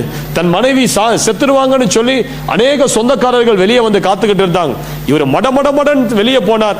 அந்த ஜனங்களை பார்த்து சொன்னார், நாளைய தினம் காலை 9 மணிக்கு கர்த்தர் என் மனைவியை குணமாக்கி விடுவார். விசுவாச அறிக்கை போட்டார். நாளைய தினம் 9 மணிக்கு என் மனைவியை கர்த்தர் குணமாக்கிடுவார். இப்போ இந்த ஜனங்களை இவரை பார்த்து சிரிக்கிறாங்க. அவன் உயிர் போகிற நிலைமையில இருக்கிறா, இவன் நம்ம நாளைக்கு 9 மணிக்கு சரியாயிடுவான், நாளைக்கு 9 மணிக்கு அவர் உயிரோடு இருந்தா பார்த்துக்கலாம்னு சொல்லி அவர்களுக்குள்ளே எல்லாரும் குச்சு குச்சு குச்சுன்னு பேசுறாங்க. சரியா மறுநாள் காலை 8:30 மணி எல்லாரையும் கூப்பிட்டார். எல்லாரும் வாங்க, இப்போ 9 மணி ஆக போது, கர்த்தர் என் மனைவியை குணமாக்க போகிறார் அப்படின்னு சொல்லி எல்லாரையும் வீட்டுக்குள்ள வர வச்சு சரியா 8:45 தன் மனைவி ஜெனி என்று சொல்லக்கூடிய மனைவியின் படுக்கை பக்கத்தில் முழங்கால் படியிட்டார். அவர் மேல ஒரு அபிஷேகம் இருந்தது, அவர் மேல ஒரு அக்கினி இருந்தது, அவர் மேல தேவனுடைய வல்லமை இறங்கி விட்டது முந்தைய இரவே. அதனால தன் மனைவியுடைய நுரையீரல் மேல கைகளை வைத்தார். ஜெனி, நீ சாவது கிடையாது, இயேசு கிறிஸ்துவினுடைய வல்லமை உன்னை குணமாக்குகிறது, கர்த்தருடைய அபிஷேகம் உன்னை குணமாக்குகிறது என்று சொல்லி தன் மனைவின் மேல இருந்த மரண வல்லமையை உடைத்து ஜெபம் பண்ணார். சரியா 9 மணி படுத்த படுக்கையில் இருந்த அவருடைய மனைவி திடீரென்று அல்லேலூயா என்று சொல்லி எழுந்து உட்கார்ந்து படுக்கையை விட்டு எழுந்து ஓட ஆரம்பித்தார்கள். அல்லேலூயா. அன்று தொடங்கிச்ச அவருடைய ஊழியம். தன்னுடைய ஊழியத்தில் அவர் முதல் சுகமாக்கியது தன்னுடைய மனைவியை. அதற்கு பிறகு ஜனங்க வராங்க வராங்க வராங்க, லட்சக்கணக்கில் இரவும் பகலும் அவர் ஜனங்களுக்காக ஜெபித்து 5 லட்சம் பேரை அவர் சுகமாக்கி விட்டார். ஹல்லேலூயான்னு சொல்லுங்க சிஸ்டர் பிரதர். இன்றைக்கு அதே ஆவியானவர் தான் உங்கள் மேல இறங்கி வரப்போகிறார். அதே அபிஷேகம் தான் இன்றைக்கு உங்கள் மேல இறங்கி வரப்போகுது. இந்த அபிஷேகத்தோடு இன்றைக்கு வீட்டுக்கு போய் உங்கள் பிள்ளைகள் தலைமையில கைகளை வை. உன் வீட்டில் வியாதியில படுத்திருக்கிறவர்கள் மேல கைகளை வை. உன் மேல இருந்து ஒரு அக்கினி அவர்கள் மேல புறப்பட்டு போய் அவர்களுடைய கட்டுக்களை அறுக்கும். உன் வாழ்க்கையில் இருக்கிற எல்லா சாப கட்டுக்களை இன்றைக்கு ஆவியானுடைய அபிஷேகம் இறங்கி அவைகளை உடைக்க போகிறது. எத்தனை பேர் விசுவாசிக்கிறீங்க சிஸ்டர்? எத்தனை பேர் நம்புறீங்க? கத்தரிப்பது உங்களை தொட போகிறார். ஒரு ராஜரீக அபிஷேகம், ஆசாரிய அபிஷேகம், ஒரு தீர்க்க தரிசன அபிஷேகம், உனக்கு நன்மைகளை கொண்டு வருகிற வல்லமை இப்போது உன் மேல இறங்கி வர போகிறது. எல்லாரும் பைபிளை இருக்கிற இடத்துல வைத்துவிட்டு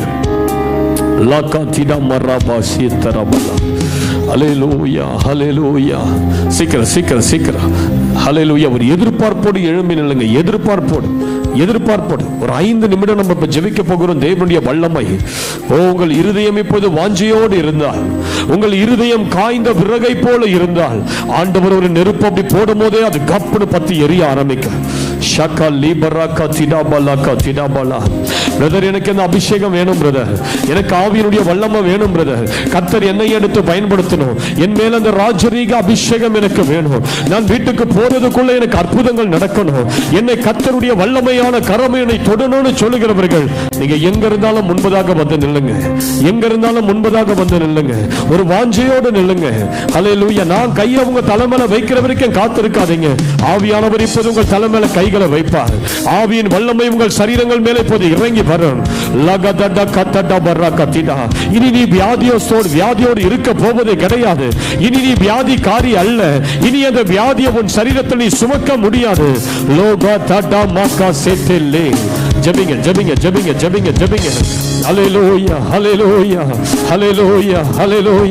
கர்த்தருடைய வல்லமை இன்னும் கொஞ்ச நேரத்தில் உங்கள் மேல பாய்ந்து வரும். தெய்வீக வல்லமை உங்கள் மேல பாய்ந்து வரும். ஆண்டவருடைய அக்கினி உங்கள் மேல பாய்ந்து வரும். அபிஷேகம் உங்கள் மேல பாய்ந்து வரும். உங்கள் எலும்புகளுக்குள் இன்றைக்கு ஒரு அபிஷேகம் பாய போகிறது. உங்கள் நரம்புகளுக்குள் இன்றைக்கு ஒரு அபிஷேகம் பாய போகிறது. ஒரு நொடிதான் ஆவியானவர் இறங்கி அண்ணலாக்கும் போது அந்த எல்லா வியாதிகளும் சாம்பலாகிய இடத்தில் விழுந்துடும். வாயை மூடாத, வாயை தர, விரிவாய் தர, விரிவாய் தர, விரிவாய் தர, விரிவாய் தர. நீ எதை இழந்து இங்கு வந்திருக்கிறாய்?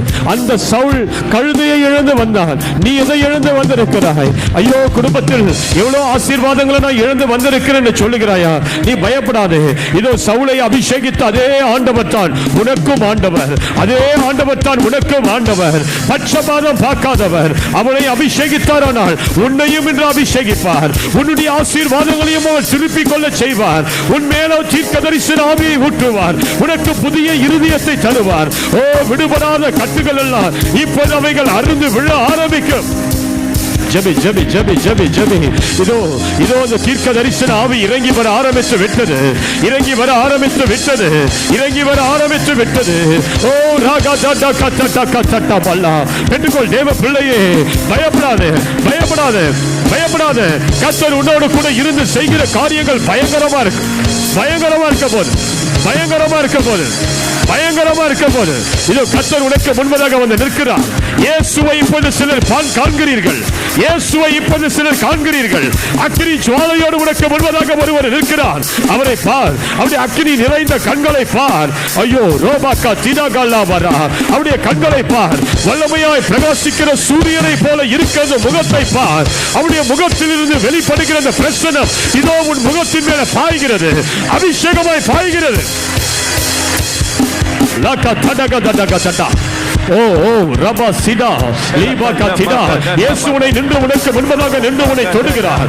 இயேசுவே உன்னை தொடுகிறார். இதோ அவருடைய முகத்திலிருந்து பல ஒளிகள் உன் முன்னை நோக்கி வீசுகிறது. ஓ லாக்கா திடா கதடா. மின்னலை போல ஒரு பிரசன்னம் உன் மேல பாய்கிறது. பாய்கிறது, பாய்கிறது, பாய்கிறது, பாய்கிறது, பாய்கிறது. சிஸ்டர், உன்னை தான் கர்த்தர் இப்போது அபிஷேகித்துக் கொண்டிருக்கிறார். உன் மேல் தான் அந்த வல்லமை இறங்கி கொண்டிருக்கிறது. நீ சந்தேகப்படாதே. அந்த அபிஷேகம் தான் உன் மேல் இறங்கி கொண்டிருக்கிறது. வல்லமை, வல்லமை, வல்லமை, வல்லமை, வல்லமை, வல்லமை, வல்லமை, வல்லமை, வல்லமை. உன் காரியங்கள் மாறுகிறது. சூழ்நிலைகள் மாறுகிறது. தேவனுடைய தொடுகிறார், தொடுகிறார், தொடுகிறார். கர்த்தருடைய தொடுகிறார். வல்லமை இறங்கி வருகிறது. ஓ, விடாத, விடாத, விடாத, விடாத. நல்ல கைகளை தட்டி, கைகளை தட்டி ஆவியில நிரம்பு, நிரம்பு, நிரம்பு. தீர்க்கதரிசன ஆவி வந்து விட்டது. தீர்க்கதரிசன ஆவி. பெற்றுக்கொள், பெற்றுக்கொள், பெற்றுக்கொள், பெற்றுக்கொள், பெற்றுக்கொள். அந்நிய பாஷையில பேச ஆரம்பிக்கொள். இதோ தீர்க்கதரிசன ஆவி இறங்குகிறது. ஆவி இறங்குகிறது, இறங்குகிறது, இறங்குகிறது. God is anointing you. God is anointing you. God is filling you with a new power. அக்கினி அபிஷேகம், அக்கினி அபிஷேகம், அக்கினி அபிஷேகம், அக்கினி அபிஷேகம், அக்கினி அபிஷேகம். Receive, receive, receive, receive. நெருப்பு, நெருப்பு, நெருப்பு, நெருப்பு,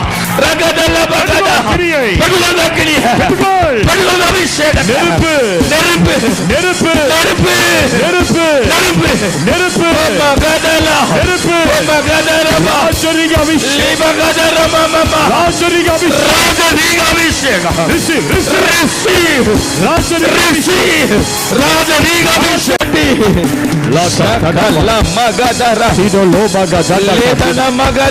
நல்ல பால்கனியில் இருக்கிறவர்கள் இதோ சில பேர் மேல ஒரு விசேஷித்த வல்லமை இறங்குகிறது. வல்லமை இறங்குகிறது. பிசாசுகளை துரத்துகிற வல்லமை இறங்கி வருகிறது. இறங்கி வருகிறது. இறங்கி வருகிறது. இறங்கி வருகிறது. விடுதலை அபிஷேகம் மேல இறங்கி வருகிறது. அபிஷேகம் இறங்குகிறது. எழும்பு, எழும்பு, எழும்பு, எழும்பு, எழும்பி பிசாசுகளை துரத்து. எழும்பு, பிசாசுகளை துரத்து, பிசாசுகளை துரத்து, பிசாசுகளை துரத்து. அபிஷேகம் இறங்கி வருகிறது. அபிஷேகம் இறங்கி வருகிறது. நீ கட்டுக்களை அறுக்க போகிறாய். நீ கட்டுக்களை அறுக்க போகிறாய். நீ மந்திரங்களை மிதித்து ஜெயிக்க போகிறாய். ஜெயிக்க போகிறாய். பெற்றுக்கொள், பெற்றுக்கொள், பெற்றுக்கொள்.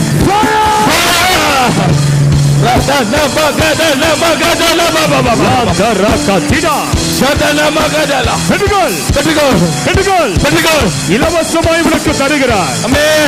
இலவசமாய் இந்த வரங்கள் உண்மையில இறங்கி வருகிறது. வரங்கள் இறங்கி வருகிறது. எழுப்பி பிரகாசி, எழுப்பி பிரகாசி, எழுப்பி பிரகாசி, எழுப்பி பிரகாசி. உண்மையில் கர்த்தருடைய வெளிச்சம் வருகிறது. கர்த்தருடைய வெளிச்சம் உண்மையில் வருகிறது.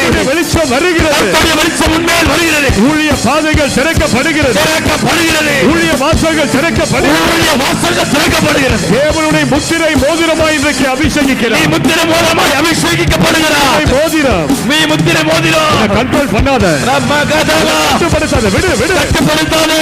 விட்டு கொடி பாவியர் விட்டுக்கொடு ஆவியானவருக்கு. தூக்கி அடிக்க விடு.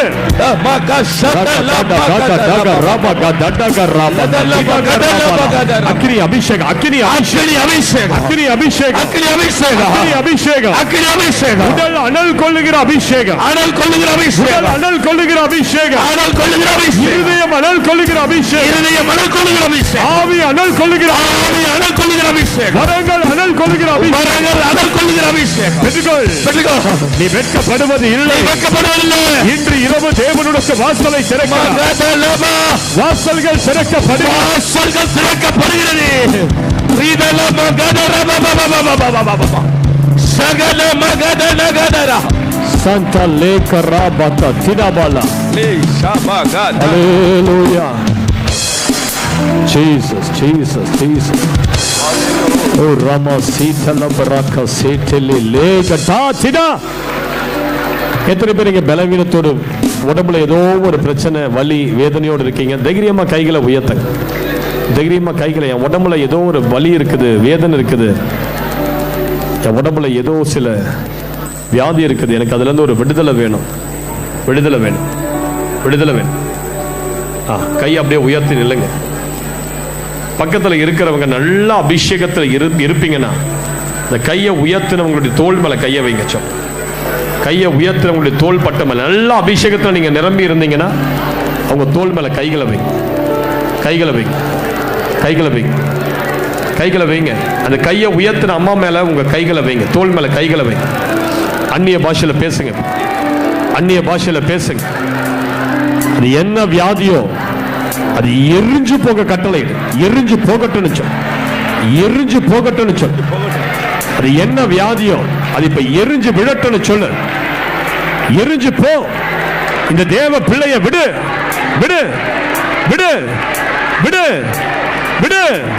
அந்த உடம்ப விட்டு வெளியே வான்னு கட்டளையிடு. அது ஒரு பிசாசு, அது ஒரு பிசாசு, அது ஒரு செய்வன ஆவி, மந்திர ஆவி. அது வெளியே வருது இப்ப, வெளியே வருது இப்ப, வெளியே வருது இப்ப. அது இப்ப நிக்க முடியாது, விழுந்துரும், விழுந்துரும். அது விழுந்துரும், அது விழுந்துரும், அது விழுந்துரும். அவ்வளவுதான். அது விழுது, விழுது, விழுது. அது விழுகிற ஸ்டேஜுக்கு வந்துடுச்சு. அது விழுது, அது விழுது. அந்த செய்வினை பிரச்சனையினால வந்த வியாதிகள் விழுது, விழுது, விழுது, விழுது, விழுது, விழுது, விழுது, விழுது, விழுது. அவ்வளவுதான், விழுது. நிக்காத, நிக்காத, விழுது. அவ்வளவுதான். காலினி அழுதிருச்சு வல்லமை. அவ்வளவுதான், போயிடுச்சு வல்லமை.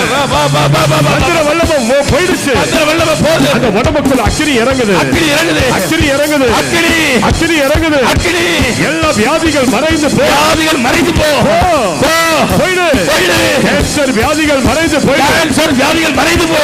இருதய வியாதிகள் மறைந்து போ, இருதய வியாதிகள் மறைந்து போ. கை கால் வலிகள் மறைந்து போ, கால் வலிகள் மறைந்து போ. இயேசுவின் நாமத்தினால், இயேசுவின் நாமத்தில் நரம்பு வலிகள் மறைந்து போ, நரம்பு வலிகள் மறைந்து போ, வலிகள் மறைந்து போ, மறைந்து போ. கர்ப்பப்பை வியாதிகள் மறைந்து போ, கர்ப்பப்பை வியாதிகள் மறைந்து போ. போயிடு, உடம்புல இருந்து போயிடு. உனக்கு நான் கட்டளை இடுறேன். தேவ ஊழிய காலனாய் நான் உன்னை எதிர்த்து நிற்கிறேன். அந்த உடம்புக்குள்ள இனி நீ வரக்கூடாது, இனி நீ வரக்கூடாது, இனி நீ வரக்கூடாது, விழுந்துரு, விழுந்துரு, சீக்கிரம்.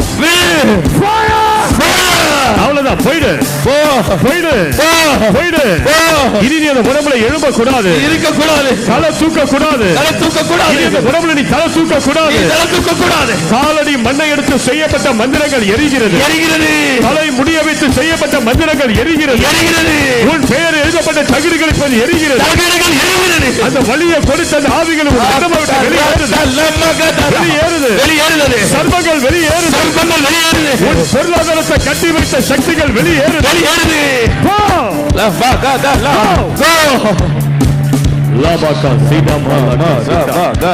எல்லாரும் வானத்துக்கு நேரா கைகளை உயர்த்தி ஆண்டவருக்கு நேரா உங்க கைகளை உயர்த்துங்க.